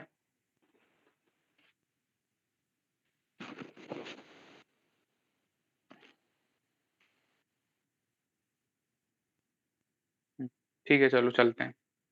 तो टाइम एंड स्पेस कॉम्प्लेक्सिटी, तो मैंने बताया था एक बार पहले क्लास में कि जब अपन को कोई भी क्वेश्चन सॉल्व करना होता है तो अपन उसको सॉल्व तो कर सकते हैं, लेकिन दो वहाँ पे तुम्हारे रिस्ट्रिक्शंस आते हैं कि तुम्हें एक गिवन टाइम में सॉल्व करना है। मतलब तुम्हारा जो कोड है वो गिवन टाइम में रन होना चाहिए, कि तुम्हारा कोड 1 सेकंड में रन होना चाहिए, 2 सेकंड में रन होना चाहिए, इतना तुम्हारा कोड फास्ट होना चाहिए, और गिवन स्पेस कॉम्प्लेक्सिटी में रन होना चाहिए। मतलब तुम्हारे कोड ने इतनी मेमोरी, इतने एमबी, इतने जीबी स्पेस ली होनी चाहिए, इससे ज्यादा नहीं ली होनी चाहिए, नहीं तो तुम्हारे कोड को एक्सेप्ट नहीं करेंगे। जैसे generally the time limit for running your code on platforms like HackerRank, AdCoder, Codeforces is 1 or 2 seconds. So we need to write an efficient code that passes the time limit constraint. तो अब अपन ये major करेंगे कि अपन ने जो code लिखा है, जितने भी अपन ने फंक्शंस लिखे रिकर्सिव स्वैप वाले, ये कितनी टाइम में चल रहे हैं। तो ये मेजर करने के लिए अपन को टाइम कॉम्प्लेक्सिटी की डिटेल्स पता होनी चाहिए, और ये बहुत क्रूशियल है। मतलब ये एक बेस है जो जिससे तुम पता लगाओ कि ये मेरा कोड एक्सेप्ट होगा कि नहीं होगा। तो इसको एक बार ध्यान से सुनना। तो सबसे पहले अपन क्या यूज करते हैं टाइम कॉम्प्लेक्सिटी मेजर करने के लिए, वो होता है बिग ओ नोटेशन। होता क्या है, इसकी थोड़ी सी अपन मैथमेटिकल डेफिनेशन देखेंगे, उसको समझने की कोशिश करना। अगर वो समझ में नहीं भी आए तो भी कोई दिक्कत नहीं है, मैं बाद में बता दूंगा कि उसके मैथमेटिक्स में इतना जाने की जरूरत नहीं है, मेन जो काम है वो अपन समझ लेंगे आगे। तो बिग ओ होता क्या है मैथमेटिकली, एक बार देखते हैं कि अपर बाउंड होता है एक फंक्शन का, और ये टाइम कॉम्प्लेक्सिटी बताने के काम में आता है कोड के। तो देखो कि if you have a function F x, तो तुम एक फंक्शन कंसिडर करो जी एक्स, कि सी ऑफ जी एक्स हमेशा ग्रेटर देन इक्वल टू होगा एफ एक्स के। मतलब उनका जो भी ग्राफ बनेगा तो सी ऑफ जी एक्स तुम्हारा हमेशा ऊपर जाएगा एफ एक्स से, एक एक्स नॉट के बाद। एक एक्स जो कि है एक्स नॉट से बड़ा, उन सारे एक्सिस के लिए सी ऑफ जी एक्स बड़ा होगा एफ एक्स से।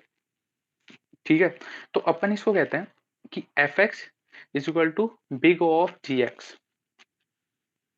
ठीक है, तो अब big O of G X का मतलब क्या है, तो एक एग्जांपल से समझते हैं कि मान लो ये एक फॉर लूप है जो 0 से लेके तुम्हारे एन तक चल रहा है, और वो एक एरे को प्रिंट करा रहा है, एक एरे के इंडेक्सेस को प्रिंट करा रहा है। तो अब क्वेश्चन है कि इसकी टाइम कॉम्प्लेक्सिटी बतानी है। तो अब ये देखो कि ये जो i इज इक्वल टू 0 है, ये केवल एक बार चलेगा। जब तुम इनिशियली डिक्लेयर करोगे वेरिएबल तो उसकी वैल्यू इनिशियलाइज करने के लिए केवल एक बार चलेगा। ये i लेस देन n है, ये कितनी बार रन होगा? ये तुम्हारा i इज इक्वल टू 0 पे भी रन होगा, 1 पे रन होगा, 2 पे रन होगा, ऐसे करते करते n-1 तक रन होगा। फिर एक बार जब आई की वैल्यू n हो जाएगी तब भी ये रन करेगा और तब ये फॉल्स रिटर्न करेगा। तो टोटल ये 0 से n बार मतलब n+1 बार रन हो रहा है। तो ये n+1 बार रन होगा। i++ है वो तुम्हारा n टाइम्स रन होगा 0 से लेके n-1 बार तक। और जो तुम्हारा सी आउट AI है वो n टाइम्स रन होगा। फिर इन सबको जब अपन ऐड करेंगे सारे ऑपरेशंस को तो तुम्हारा आएगा 3n+2। अब ये जो तुम्हारे आया 3n+2 इसको तुम लिख सकते हो बिग O ऑफ n। मतलब ये जो +2 है इसको तुम इग्नोर कर देते हो, प्लस कुछ भी कांस्टेंट हो प्लस में तो वो बहुत छोटी वैल्यू होती है इन कंपैरिजन टू n, अपन ये मानते हैं for big values of n, तो अपन उनको इग्नोर कर देते हैं। और अगर n के साथ कोई तुम्हारा 3 भी जुड़ा हुआ है, कोई कांस्टेंट मल्टीप्लिकेशन में है, तो उसको भी अपन इग्नोर कर देते हैं और उसको अपन लिखते हैं कि इसकी टाइम कॉम्प्लेक्सिटी जो है वो बिग O ऑफ n है। ठीक है, अब आगे चलते हैं। अब आगे वाले एग्जाम्पल्स लेने से पहले तुम्हें मैं मेन चीज बताता हूँ कि big O of n use कहाँ पे होता है।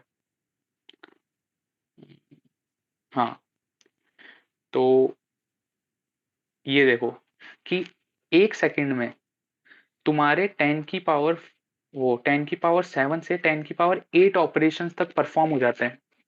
तो अगर तुम्हारे n की वैल्यू 10⁵ है तो क्या तुम्हारे big O of n 1 second में हो जाएगा? क्योंकि n की वैल्यू 10⁵ है तो हाँ ये 1 सेकंड में हो जाएगा, क्योंकि 1 सेकंड में 10⁻7 से 10⁸ ऑपरेशन तक हो जाते हैं। तो ये भी तुम्हारा 1 सेकंड में हो जाएगा। पर अब मैं तुमसे पूछूं क्या n² तुम्हारा हो जाएगा 1 सेकंड में? तो तुम बोलोगे ये हो जाएगा 10⁵ तो ये हो जाएगी 10⁻10। 10⁻10 तो 10⁻10 करने के लिए 1 सेकंड से ज्यादा लगेगा, क्योंकि 1 सेकंड तुम्हारे लिमिट यही है 10⁸ है। तो तुम्हारा n² की अगर टाइम कॉम्प्लेक्सिटी का कोड होगा तो वो एक्सेप्ट नहीं होगा यहाँ पे, और अगर n की है या n log n है तो वो एक्सेप्ट हो जाएगा। तो यहाँ पे अपन इस टाइम कॉम्प्लेक्सिटी को यूज करते हैं, ऐसे अपन मेजर करते हैं और अप्रोक्सीमेट टाइम अपन निकालते हैं कितना टाइम अपने कोड को लगेगा। तो और देखते हैं थोड़े से एग्जाम्पल, जिससे अपन को पता चलेगा।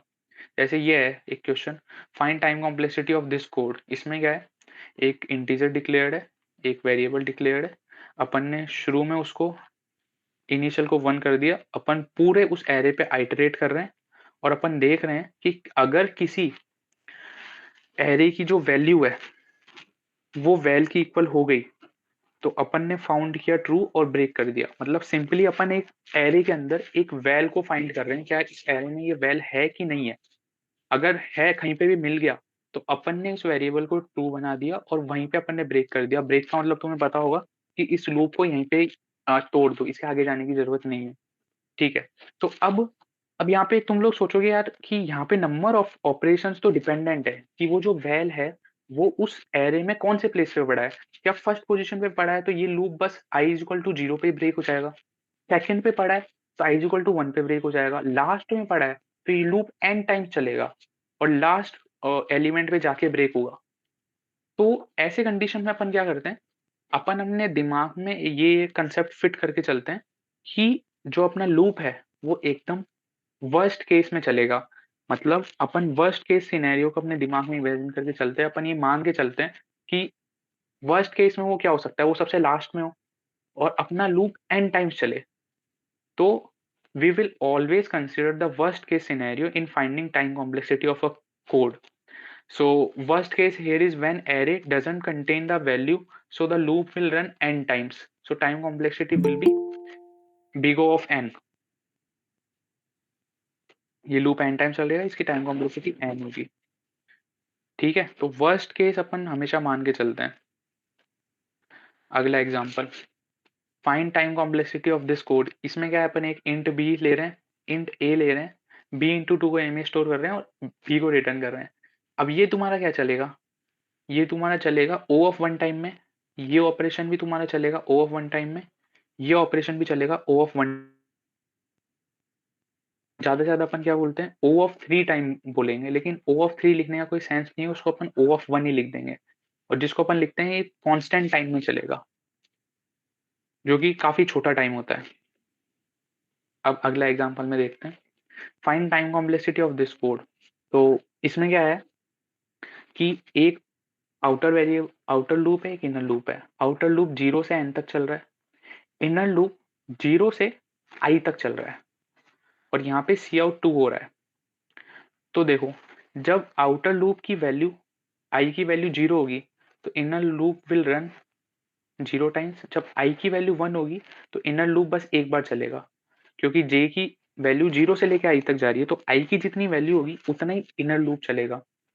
i की वैल्यू जब 2 होगी तो 2 टाइम चलेगा, ऐसे ऐसे करके i की वैल्यू जब n-1 होगी तो n टाइम चलेगा। जब इन सबको अपन ऐड करेंगे, आई मीन इन टाइम्स वाले को 0, 1, 2 और n-1, तो ये होगा 0 से n-1 तक का सम।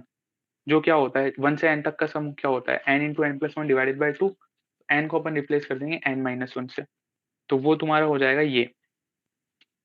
अब इसको अगर तुम आगे इवेल्युएट करोगे तो ये होगा n square minus n divided by 2। अब n स्क्वायर के सामने n की वैल्यू काफी छोटी है। अब तुम सोचोगे n स्क्वायर के सामने n की वैल्यू काफी कैसे छोटी होगी, मतलब अगर n की वैल्यू 5 है तो 25 के सामने 5 की वैल्यू इतनी छोटी भी नहीं होती, अपन इग्नोर कर दे। लेकिन अपन ये 5 या 10 इतनी छोटी वैल्यूज की बात नहीं कर रहे होते, अपन बात कर रहे होते हैं कि n की वैल्यू 1 ही 4 है, 10 की पावर 4। तो 10 की पावर 4 का स्क्वायर क्या होगा, 10 की पावर 8। 10 की पावर 8 के सामने 10 की पावर 4 बहुत छोटी है कि अपन उसको इग्नोर कर देते हैं, और डिवाइडेड बाय 2 करने में भी उस पर कुछ खासा फर्क नहीं पड़ेगा, तो अपन उस डिवाइड बाय 2 को भी इग्नोर कर देते हैं और अपन उसी कॉम्प्लेक्सिटी लिख देते हैं n स्क्वायर टाइम कॉम्प्लेक्सिटी का ये। ठीक है, इतना समझ में आया कैसे अपन अपने कोड को इवेल्युएट कर रहे हैं।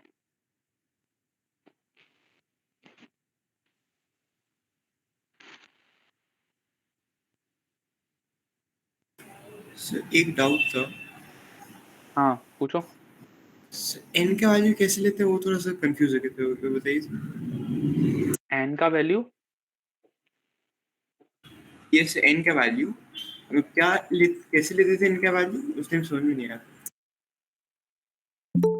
भाई तेरी डाउट क्लियर समझ में नहीं आया मेरे को, एक बार थोड़ा बोलना, लाउड और क्लियर बोल थोड़ा जब सा, क्या 10 बोल रहा है। 8 ले जा रहे थे, या फिर 10 का पावर जो मल्टीप्लाई कर रहे थे, एन स्क्वायर है तो 10 हाँ 10 का पावर 10 जा रहा था, वो कैसे किया वो नहीं समझ में आया बहुत।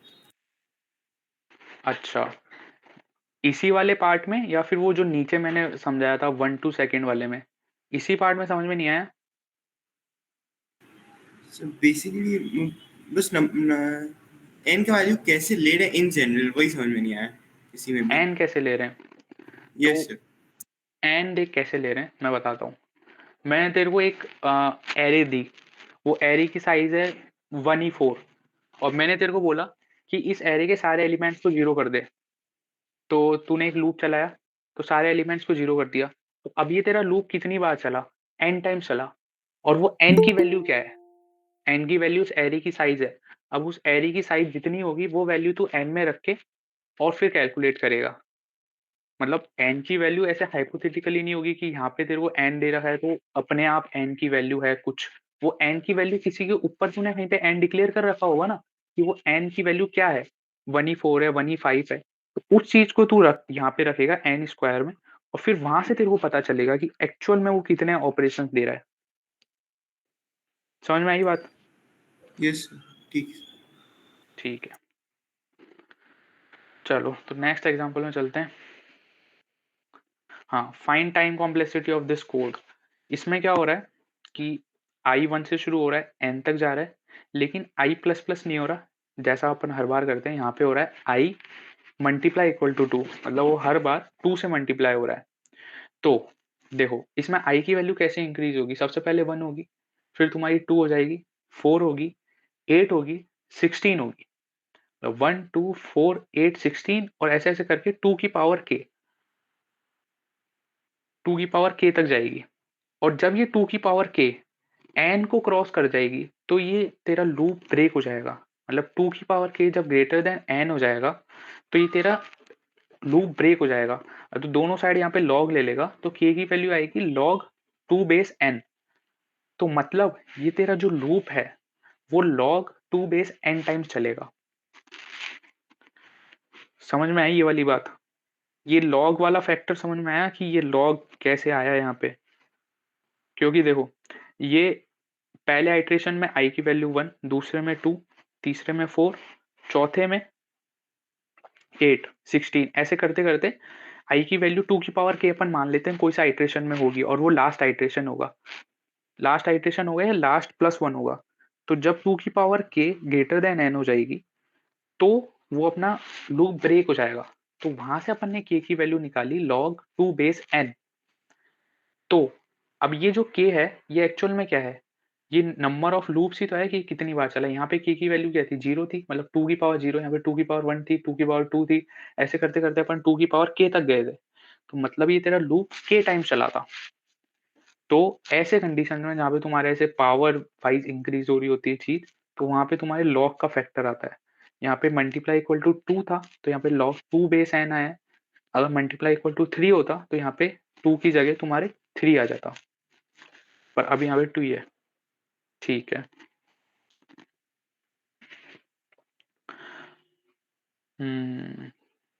ठीक है, अब अगला वाला करते हैं। Find time complexity of this code. इस कोड को देखो ध्यान से। इस कोड में अपन रिवर्स में चल रहे हैं। आई की वैल्यू पहले n है, बेस केस है कि i greater than equal to 0 और i माइनस माइनस, मतलब i कैसे चलेगा? n, n minus 1, n minus 2 ऐसे करते करते 1 तक चलेगा। और जब i की वैल्यू 0 हो जाएगी तो वो ब्रेक हो जाएगा। अब अंदर वाले लूप को देखो, अंदर वाला लूप कैसे चल रहा है?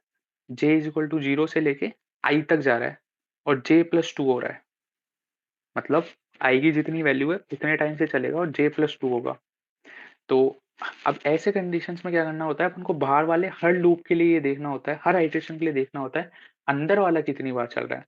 तो सबसे पहले i की वैल्यू जब n थी तो inner loop will execute n by 2 times. मतलब j तेरा 0 से लेके 0 होगा, फिर 2 होगा, फिर 4 होगा, ऐसे करते करते जब वो n को क्रॉस करेगा तब वो ब्रेक करेगा। तो वो 2 से जंप मार रहा है तो n बाई 2 टाइम्स। जब i की वैल्यू n माइनस 1 है तो n माइनस 1 बाई 2 टाइम चलेगा, n माइनस 2 है तो n माइनस 2 बाई 2 टाइम चलेगा। ऐसे ही i की वैल्यू जब 1 होगी तो 1 टाइम चलेगा। इन सबको जब अपन ऐड करेंगे कि अगर ऐड करेंगे n by 2 plus n minus 1 by 2, n minus 2 by 2 up to यहाँ पे तुम्हारे होगा प्लस 1। तो तुम यहाँ से बाई 2 कॉमन ले सकते हो और उसके बाद में ये सिंपल तुम्हारा 1 से n तक का सम है जो कि होगा तुम्हारा n into n plus 1 divided by 2। मतलब जो अपन ने यहाँ पे ऊपर किया ये चीज, ये सेम ही चीज होगी नीचे भी, लेकिन यहाँ पे एक बार डिवाइडेड बाई 2 का फैक्टर एक्स्ट्रा आ जाएगा और n माइनस 1 की जगह n प्लस 1 आएगा। तो उससे अपन, मैंने कहा कि उन चीजों से अपन को ज्यादा दिमाग नहीं लगाना, अपन को पूरे इक्वेशन में देखना होता है कि सबसे हाईएस्ट फैक्टर किसका बन रहा है, सबसे हाईएस्ट पावर का फैक्टर कौन सा बन रहा है। तो एन स्क्वायर यहाँ पे बना था और तुम देख सकते हो कि वहां पे भी हाईएस्ट जो पावर बनेगी तुम्हारे एन स्क्वायर ही बनेगी। तो अपन उस एन स्क्वायर के आगे सारे जो कांस्टेंट होंगे, आगे पीछे के जो प्लस माइनस हो रहे होंगे, डिवाइड में 2 आ रहे होंगे, वो सब नलीफाई हो जाएंगे। तो ओवरऑल टाइम कॉम्प्लेक्सिटी तुम्हारी एन स्क्वायर होगी इसमें भी। ठीक है, तो अब नेक्स्ट पे चलते हैं। ये लास्ट है टाइम कॉम्प्लेक्सिटी का, एक और एग्जांपल कर लेते हैं। Find time complexity of this code. इसमें क्या है, 1 से लेके n तक तुम्हारा लूप चल रहा है, i प्लस प्लस चल रहा है और j तुम्हारे इस बार क्या कर रहा है, j इस बार तुम्हारे i से शुरू कर रहा है, n तक जा रहा है और वो i से जंप ले रहा है। मतलब इस बार वो जो जंप मार रहा है वो भी वेरिएबल है। पहले वो 1 से जंप कर रहा था, 2 से कर रहा था, लेकिन अब वो i से जंप कर रहा है। तो देखते हैं i इज इक्वल टू 1 पे j कहाँ से कहाँ तक चलेगा, 1 से लेके n तक चलेगा और j प्लस इक्वल टू 1 होगा। तो it will run n times. i 2 के लिए वो 2 से लेके n तक चलेगा तो वो n बाई 2 टाइम चलेगा। 3 के लिए ऐसे ही n बाई 3 टाइम चलेगा। ऐसे करते करते n के लिए वो 1 टाइम चलेगा। जब इन सबको अपन ऐड करेंगे तो अपन यहाँ से n कॉमन ले लेंगे। n कॉमन लेने के लिए अंदर की इक्वेशन ध्यान से देखो, ये अपन ने पहले भी देख रखी है जेई में। इसकी जो वैल्यू होती है अप्रोक्सीमेटली तुम्हारे log 2 बेस n के इक्वल आती है। तो इसकी जगह जब तुम log 2 बेस n रखोगे तो तुम्हारी कॉम्प्लेक्सिटी हो जाएगी n log 2 बेस n। और अगर किसी को देखना है कि इसका प्रूफ कि ये n ये वाली जो इक्वेशन है वो log 2 बेस n कैसे हुई, तो वो इस एंट्री में जाके एक बार देख सकते हो। बाकी इसकी कोई ज़रूरत नहीं है कि तुम्हें उसको देखना कंपल्सरी है। बस तुम्हें ये याद होनी चाहिए कि इस एक्सप्रेशन की कॉम्प्लेक्सिटी log 2 बेस n होती है, मतलब ये इसकी इक्वल होती है। ठीक है, तो ये चीज़ अपन देख ही चुके हैं। हाँ, तो ये वाला नहीं देखा था अपन ने कि मान लो n की वैल्यू तुम्हारी है 1E5, तो और तुम्हारा कोड चल रहा है n log n में, मतलब तुमने कुछ ऐसा सा ही कोड लिखा है जिसकी time complexity n log n आई है और n की वैल्यू है तुम्हारी 1E5, तो क्या तुम्हारा कोड चलेगा? तो ऑब्वियसली यहाँ पे चलेगा जब तुम इसमें तुम 1E5 रख के देखोगे, 1E5 डॉट लॉग 1E5, तो ये 1E8 से छोटा आता है, तो इसका मतलब वो तुम्हारे 1 सेकंड में चल जाएगा। तो ये जो तुम्हारा सोल्यूशन होगा, ये तो अगर तुम कहीं पे सबमिट करोगे जो n log n में चल रहा है, तो कोड फोर्सेस, हैकर रैंक, इन सब पे रन कर जाएगा इन जनरल। अब देखते हैं कि अपने टाइम कॉम्प्लेक्सिटीज कैसे डिफर करती है। सबसे छोटी जो टाइम कॉम्प्लेक्सिटी होती है वो होती है O of 1, ये तो एकदम कांस्टेंट टाइम कॉम्प्लेक्सिटी है, इससे छोटा कुछ नहीं हो सकता। फिर होता है तुम्हारा log n, उसके बाद होता है तुम्हारा रूट n उससे थोड़ा ज्यादा टाइम की होती है, फिर होती है n, और फिर होती है n log n। अब तुम सोच रहे होंगे कि यार ये कैसे बोल रहे हैं कि ये इससे ज्यादा है। कई जनों को समझ में आ रही होगी, लेकिन जिनको समझ में नहीं आ रही कि ये ज्यादा क्यों है, पहली बात तो अपन को ये याद रखना है। समझने के लिए बता रहा हूँ, इन सब के ग्राफ देखो। जब तुम इन सब के ग्राफ देखोगे तो तुम्हें पता चलेगा कि ये ग्राफ, किसका ग्राफ किसके ऊपर जाता है, किसका ग्राफ नीचे जाता है। तो उससे ये सारी टाइम कॉम्प्लेक्सिटीज तुम्हारी क्लियर होगी कि हाँ ये इससे बड़ी है, इससे बड़ी है। और एट लास्ट अपन को ये चीजें याद रख के ही चलनी है। एन स्क्वायर, उसके बाद में n की पावर 3, ऐसे ऐसे करके n की पावर 100, और n की पावर 100 से भी बड़ी होती है 2 की power n, exponential time complexity 2 की पावर n, या 2 की जगह कुछ भी हो, 3 की पावर n, 4 की पावर n, ये सारी की सारी n की power something is always lesser than some constant की पावर n। तो अपन जब भी इसका अपन डीपी में यूज करते हैं, जो अपना रिकर्शन 2 की पावर n में जा रहा होता है, तो अपन उसमें डीपी लगा के उसको n की पावर समथिंग में ब्रेक डाउन करते हैं, वो आगे पढ़ेंगे अपन। ठीक है, तो ये क्वेश्चन है कोड फोर्सेस का। इसको तुम लोग पढ़ना, होमवर्क है ये तुम्हारे लिए, और नेक्स्ट क्लास में अपन इसको डिस्कस करेंगे। अभी क्या पता लोड नहीं हो रहा, छोड़ो, इनको करना है होमवर्क में, नेक्स्ट क्लास में डिस्कस करेंगे। ठीक है, तो टाइम कॉम्प्लेक्सिटी यहाँ पे एक बार खत्म होता है। किसी को कुछ डाउट है टाइम कॉम्प्लेक्सिटी में?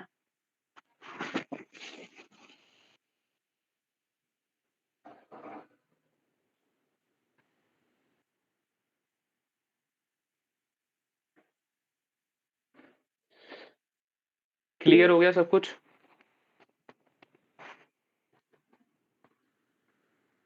अच्छा पहले तो बताओ, मेरी आवाज आवाज आ रही है क्लियर?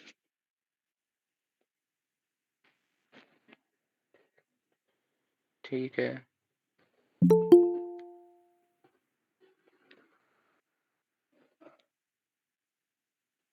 ठीक है, ठीक है, तो स्पेस कॉम्प्लेक्सिटी में चलते हैं। इन जनरल जब तुम सबमिट करोगे कोई भी क्वेश्चन, तो जब तुम्हारे 90% कॉम्प्लेक्सिटी रिलेटेड एरर आएगा, तो मेरे साथ यही होता था कि 70 to 80% मेरा टाइम कॉम्प्लेक्सिटी का ही लोचा रहता था, उसका ही एरर रहता था। स्पेस कॉम्प्लेक्सिटी का इन जनरल दिक्कत थोड़ी कम रहती है, फिर भी एक बार देखते हैं, आइडिया होना चाहिए क्या होता है। स्पेस कॉम्प्लेक्सिटी को भी अपन बिग ऑफ एन से ही डिनोट करते हैं। ये एक्चुअल में ये है कि तुमने जब अपना प्रोग्राम लिखा, कुछ एरे वेरे बनाई, तो उस एरे ने तुम्हारे मेमोरी में, तुम्हारे हार्ड डिस्क में, या तुम्हारे कैच मेमोरी में कितना स्टोरेज लिया। तो बहुत सिंपल कैलकुलेशन है। अगर मान लो तुमने एक एरे बनाई जो कि एन साइज की है, तो वो ओ ऑफ एन स्पेस लेगी। Extremely simple. तुमने एक एरे बनाई जो कि एन इंटू एम साइज की है, तो अभी ऊपर अपन ने पढ़ा था कि वो कैसे एक पूरा मैट्रिक्स बनता है जिसके अंदर n इंटू एम ब्लॉक्स होते हैं, तो साइज कितना लेगी? Obviously m into N space लेगी। ठीक है, अब इसकी कैलकुलेशंस कैसे होती है थोड़ा सा देखते हैं। हाँ ये देखो, integer array of size 1e6 takes around 4 MB। तो अब इससे अपन को क्या पता चला कि अपन को कितने साइज की अपन एरे बना सकते हैं। तो ऐसा है कि जब अपन लोकल एरेज बनाते हैं, लोकल एरेज क्या होती है, जो अपन मेन फंक्शन के अंदर बना रहे हैं या किसी और फंक्शन के अंदर बना रहे हैं। मतलब मैंने एक एरे बनाई जो कि अपन ने यहाँ पे बनाई है, इंट लोकल एरे 1e5। तो ये जो मैंने एरे बनाई है ये मेन फंक्शन के अंदर बनाई है, तो इसको अपन कहते हैं तुम्हारी लोकल एरे। लेकिन मान लो मैं कुछ एरे बनाता हूँ जो कि है तुम्हारी, मैं मेन फंक्शन के बाहर बना रहा हूँ, उसको ग्लोबली डिक्लेयर कर रहा हूँ, तो ये तुम्हारी एरे होती है ग्लोबल एरे। तो अब लोकल एरे और ग्लोबल एरे की साइज लिमिट्स में थोड़ी सी डिफरेंस होती है। लोकल एरे जो होती है वो तुम्हारी 4 इंटू 10 की पावर 5 साइज तक की तुम बना सकते हो, और जो तुम्हारी for integers and for long long 2 into 10 की पावर 5 तक की बना सकते हो तुम। क्यों? क्योंकि इसका आगे देखते हैं रीजन। लेकिन जो तुम्हारी ग्लोबल एरीज होती है वो तुम्हारी, तुम 1e8 तक की बना सकते हो, but in general global array तुम्हें 1e7 तक की ही बनानी चाहिए, उसके ऊपर नहीं बनानी चाहिए। क्योंकि हो सकता है तुम्हारे 1e8 की बनाओ तो तुम्हारी मेमोरी लिमिट एक्सीडेड एरर आ जाए। तो ऐसा क्यों होता है कि अपन ग्लोबल बड़ी बना सकते हैं और लोकल छोटी बना सकते हैं? तो होता ही है कि लोकल एरेज तुम्हारे स्टैक में स्टोर होती है, तो स्टैक की साइज इन जनरल कंपैरेटिवली छोटी होती है, और जो ग्लोबल एरेज होती है वो तुम्हारे डाटा सेगमेंट्स में स्टोर होती है जिनकी साइज थोड़ी सी बड़ी होती है। तो अपन को थोड़ी सी ज्यादा पावर मिल जाती है, अपन लार्ज साइज की बना सकते हैं वहां पे। आ, तो मेन तुम्हारे स्पेस कॉम्प्लेक्सिटी की दिक्कत तुम्हें केवल एरेज बनाने में ही आती है, कि तुम कैसे एरेज बनाओ कि तुम्हारी जो स्पेस है वो कम से कम यूज हो। तो वो बता ही दिया मैंने कि अपर बाउंड्स कितने हैं। अपर बाउंड्स इसके अंदर लोकली होता है तुम्हारा 1e5, और ग्लोबली तुम्हारा होता है 1e7। इतना दिमाग में अपन को रखना है। तो छोटा सा था, स्पेस कॉम्प्लेक्सिटी खत्म है। इसके बाद तुम्हारे अब एरर्स आते हैं। एरर्स तुम्हें समुद्र पढ़ाएगा। समुद्र,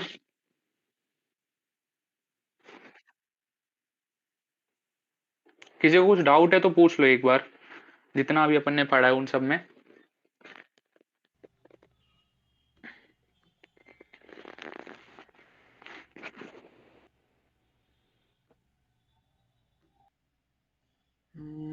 तो मेरी आवाज आ रही है? आ रही है, आ रही है। ठीक ठीक। अच्छा, तो टैब शेयर करते हैं।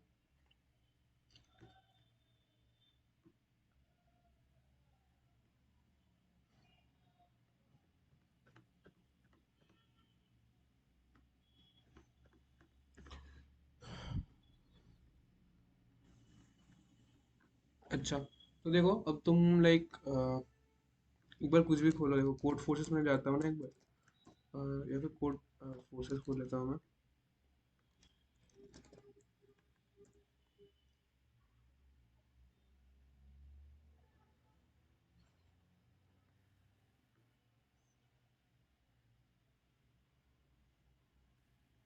देखो इसमें अगर मैं इसमें आता हूँ सबमिशंस में मेरे, तुमको ये दिख रहा है वर्डिक्ट, ये चीज़, ठीक है।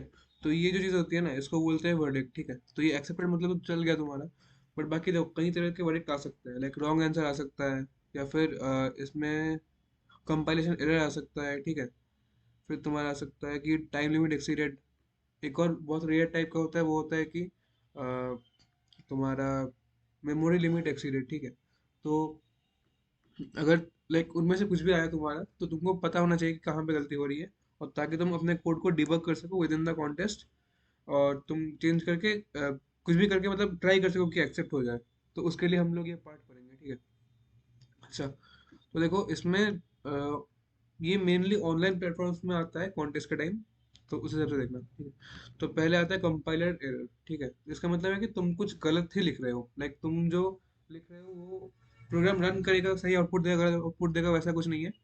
जो कंपाइलर है वो कंपाइल ही नहीं कर पा रहा है सोर्स कोड को तुम्हारे। तो एक एग्जांपल समझते हैं। एक एग्जांपल तो यहाँ पे दिया नहीं है, तो मैं वीएस कोड में दिखाता हूँ।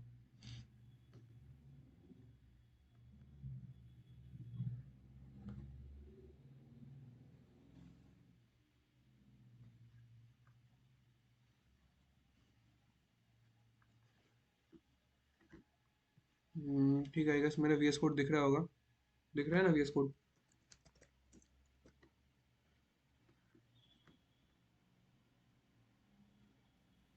वीएस कोड दिख रहा है ना मेरा? हाँ ठीक। अच्छा, तो अब देखो कि इसमें जो है,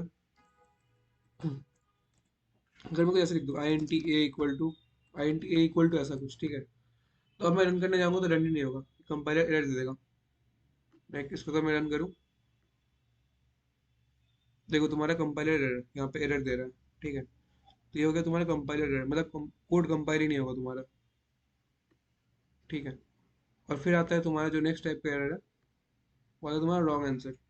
रॉन्ग आंसर मतलब है कि तुम्हारा कुछ लॉजिक में गलती है। मतलब जो तुम्हारा एक्सपेक्ट, सपोज तुमने तुमको जो दिया गया है वो है कि आउटपुट द, लाइक तीन नंबर इनपुट लो और उनमें से तीनों का मैक्स निकाल के तुम दो, ठीक है मुझे। तो तुम कोड लिखा है ऐसा कुछ, और तुम्हारे पास जो गिवन टेस्ट केस है ना, वो ऐसा है कि 1 2 लाइक 3 4 1, और इसमें आउटपुट होगा तुम्हारा 4, ठीक है, एक्सपेक्टेड आउटपुट।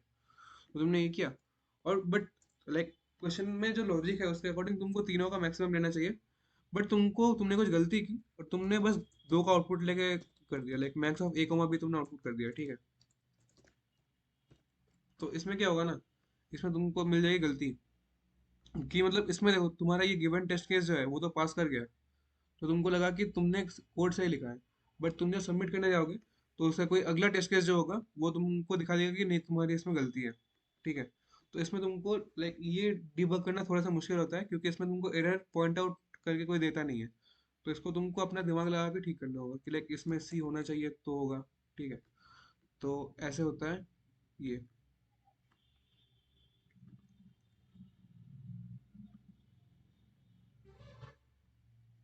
ठीक है। अच्छा, आगे जो तुम्हारा आता है ना, वो आता है तुम्हारा टाइम लिमिट एक्सीडेंट, जो कि सर ने अभी बोला कि तुम्हारा अगर 1 सेकंड टाइम लिमिट है, और तुम अगर लाइक तुम्हारा कोड अगर 10 सेकंड ले रहा है, तो फिर तुम्हारा टाइम लिमिट एक्सीड आ जाएगा।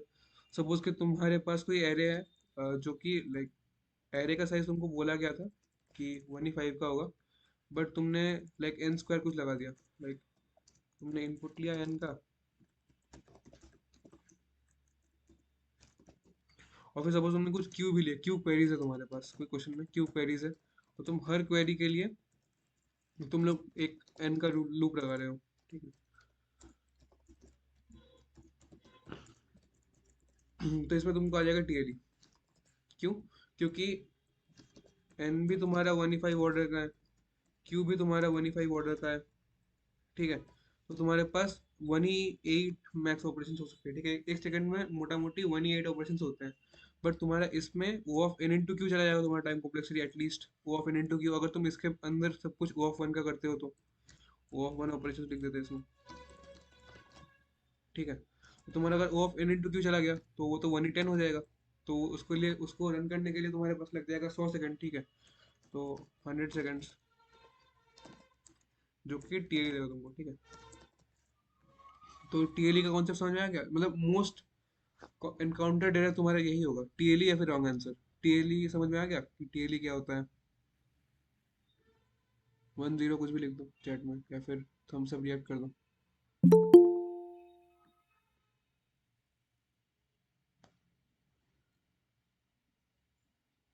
ठीक है, 3 लोग, ठीक है ठीक है, अच्छा ठीक है।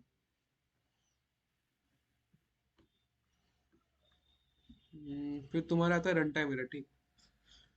रन टाइम एरर क्या होता है कि सपोज तुम लोग कोई इलीगल मेमोरी एड्रेस को एक्सेस कर रहे हो, ठीक है। सपोज कि तुम्हारे पास एक एरे है जो तुमने अभी पढ़ा 100 है, तो तुमने अभी मेमोरी में 100 स्पेसेस ही एलोकेट किया है ना, कि 100 डब्बे तुमने बनाए हैं। बट तुम अगर मुझे बोलो कि सी आउट एरर ऑफ 1000 या फिर ऐसा कुछ, तो ये हो जाएगा तुम्हारा लाइक ये वाली मेमोरी एड्रेस तो एक्सेस मतलब एग्जिस्ट ही नहीं करती। तो तुमने अगर ऐसा कुछ कर दिया तो this will give you run time error, ठीक है।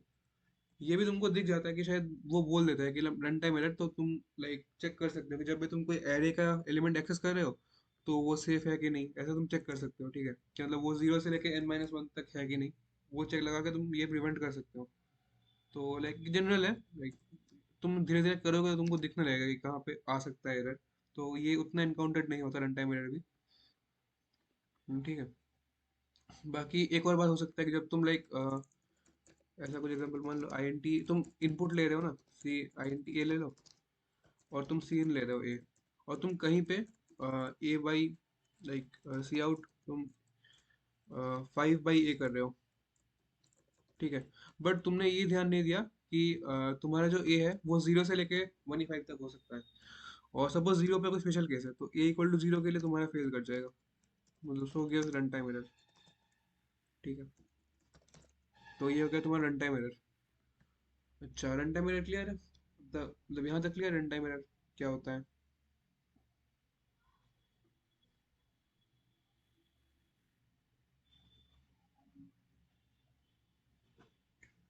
ठीक है, रन टाइम एरर क्लियर है। अच्छा, आगे देखो तुम्हारा टीएलई के बाद सबसे लाइक सबसे गंदा टाइप कर रहे हैं, ठीक है। ये होता है तुम्हारा ओवरफ्लो, मतलब इसको most difficult to find out and debug. ठीक है। क्यों? क्योंकि तुम्हारा जो ओवरफ्लो एरर होगा ना वो तुम्हारा आएगा रॉन्ग आंसर के टाइप में। ठीक है, मतलब तुमको रॉन्ग आंसर वर्डिक्ट देगा। Seen when you are storing like तुम सपोज कि 1E18 तुम ये कर रहे हो, ठीक है, I N T A equal to इतना बड़ा कुछ नंबर, ठीक है। ये स्टोर नहीं कर पाएगा, पता है। देखो तुम आउटपुट करो ना, सी आउट ए, क्या होता है देखो।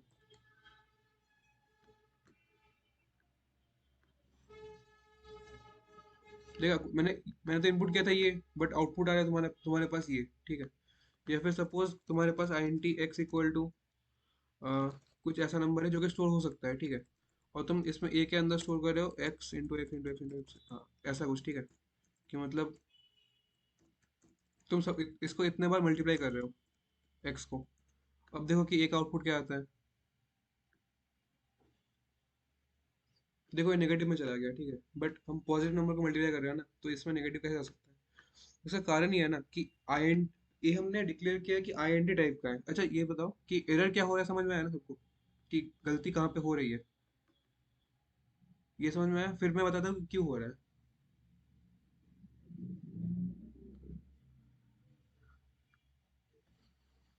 ठीक है। तो अब देखो क्यों हो रहा है कि A is of integer type, ठीक है। So it can store up to 2 की पावर 31 - 1, ठीक है। इतने तक ही वो स्टोर कर सकता है। अब देखो कि अगर मैं 2 की पावर 31 इसमें स्टोर करने जाऊंगा ना, if we try to store 2 की पावर 31, मतलब जो कि उसके मैक्सिमम लिमिट से एक बड़ा है, तो वो लूप कर जाएगा, मतलब वो अपने लोएस्ट लिमिट पर आ जाएगा। करके देखते हैं एक बार। I N T A equal to I N T underscore max, वो I N T underscore max तो चल जाएगा, ठीक है। देखो इतना तक हुआ। अब तुम इसको ये +1 स्टोर करो, इसको 8 कर दो। अब देखो क्या होता है। अब देखा, ये जो चीज़ है ये तुम्हारा I N T underscore max है, I N T underscore min है। C out I N T underscore min. देखो दोनों नंबर सेम आएंगे। देखो दोनों नंबर सेम। तो समझ में आया कि क्या हो रहा है यहाँ पे। लाइक तुम लोगों को समझ में आया कि यहाँ पे I N T underscore max से एक बड़ा स्टोर कर रहा हूँ, तो आई एन टी अंडरस्कोर मिन पे जा रहा है। तो उससे अगर दो ज्यादा स्टोर करूंगा तो आई एन टी अंडरस्कोर मिन +1 पे जाएगा। ठीक है। तो ऐसे लूप घूमते रहता है। तो इसलिए हमारा जो लाइक जब एक बहुत बड़ा पॉजिटिव नंबर हम लोग स्टोर करना चाहते हैं, तो उसको लाइक वो नेगेटिव नंबर ले लेता है, इसलिए। ठीक है। तो इसको प्रिवेंट लाइक ये एरर सबसे गंदा टाइप का क्यों है, क्योंकि तुमको देगा रॉन्ग आंसर और तुमको पता चलेगा नहीं कि कहाँ पे तुम्हारा ओवरफ्लो हो रहा है। ठीक है। तो इसको लाइक कंप्लीटली अवॉइड करना तो तुम्हारे ऊपर है कि तुम लॉजिक कैसे लिख रहे हो। लाइक आगे भी पढ़ोगे, बाइनरी सर्च में तुम्हारा ओवरफ्लो हो सकता है। बाकी तुम्हारे पास जब तुम मॉड्यूलो लगा रहे हो तब भी तुम्हारा ओवरफ्लो हो सकता है। तो उसको प्रिवेंट करना तो तुम्हारे लॉजिक के ऊपर है। बाकी एक जनरल प्रिकॉशन तुम ले सकते हो कि लाइक तुम हर जगह आईएनटी की जगह पे लॉन्ग लॉन्ग यूज करो। लाइक ऊपर एक टाइप डेफ मान लो कि type def long long L L, और फिर उसको ही लिखो लाइक तो फिर हर चीज में लाइक LLN लो, लाइक एरे का साइज भी है तो उसको भी INT में मत लो, भले ही वो 1 ही 5 है बट फिर भी एज अ गुड प्रैक्टिस कि तुम लाइक सब कुछ को लॉन्ग लॉन्ग ले रहे हो, तुम्हारे पूरे कोड में बस एक जगह पे INT है जो कि INT मेन। ये करोगे तो लाइक मुझे आज तक इससे कोई दिक्कत नहीं हुई कि लॉन्ग लॉन्ग लेने पे मेमोरी ज़्यादा हो गया, इसका दिक्कत आज तक मुझे कभी नहीं हुआ। तो आई गेस वो प्रिटी सेफ है, ठीक है। तो ये हो गया तुम्हारा लाइक ओवरफ्लो एरर, ठीक है। अच्छा, अब देखते हैं कि आई गेस अब कोई एरर बचा है नहीं, तो एक बस क्वेश्चन करते हैं, लास्ट क्वेश्चन है आज का। देखो चैट में मैंने लिंक पेस्ट किया है।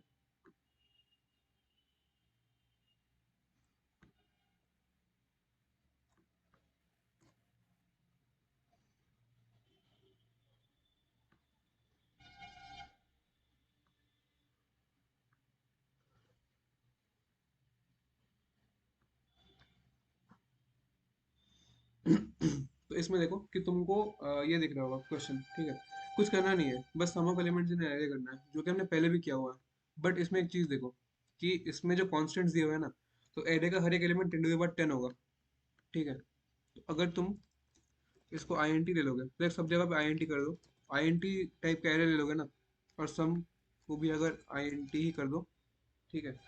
तो ये देखो कि इसको अगर मैं रन करता हूँ, ठीक है, इस चीज़ को like compile and test code, तो इसमें गलती आ जाएगा क्योंकि आउटपुट तुम्हारा लाइक मेरा तो मतलब देख लो ना कि रिजल्ट जो है वो आउटपुट जो है तुम्हारा रॉन्ग आंसर आ रहा है तुम्हारा, क्योंकि मैंने INT ले लिया और इसका हर एक एलिमेंट जो है वो खुद ही INT में स्टोर नहीं हो सकता है, ठीक है। सिमिलरली सोचो कि यहाँ पे तो n की वैल्यू 10 दी हुई है, बट n की वैल्यू अगर 1 ही 5 होती और एरे का हर एक एलिमेंट भी 1 ही 5 है, तो भी क्या मैं लाइक सम के लाइक जो सम वेरिएबल है उसका मैं INT ले सकता था? कोई ये बताओ कि अगर इस क्वेश्चन में if n is 1 he 5 and a of I is also 1 ही 5, ठीक है। ये कॉन्स्टेंट दिए हुए हैं, तो is it possible to take sum as INT? मतलब ले तो सकते हैं बट उससे करेक्ट आंसर आएगा कि नहीं, कोई एक बता दो। मतलब जो लग रहा है बोलो, ऐसा नहीं है कि सही बताना है।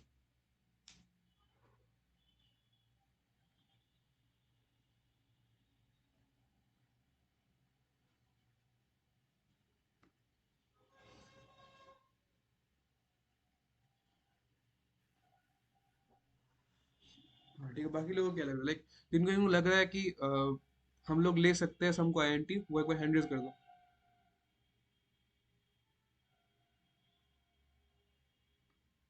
किसी को नहीं लग रहा है कि सम को INT ले सकते हैं? ठीक है, सही लग रहा है, क्योंकि सम को अगर INT ले लेंगे ना तो उसमें स्टोर नहीं होगा, जो कि मैंने अभी दिखाया कि प्लस करते करते 1 ही 5, सपोज सारे नंबर्स अगर 1 ही 5 तुम्हारे हो गए तो 1 ही 10 हो जाएगा सम, और 1 ही 10 तुम वैल्यू INT में स्टोर नहीं कर सकते, तो तुम्हारे कहीं ना कहीं टेस्ट केस में फेल हो जाएगा। तो सही है, इसको अगर मैं सारी चीज़ों को लॉन्ग लॉन्ग कर दूं और इसको भी एक सब जगह पे लॉन्ग लॉन्ग कर दूं तो एक्सेप्ट हो जाएगा।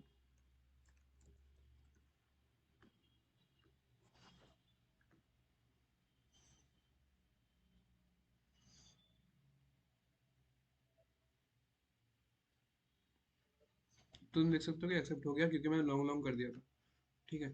अच्छा, तो चलो इसमें इतना ही था। अब आगे बोलो कि कोई डाउट दिक्कत कुछ भी।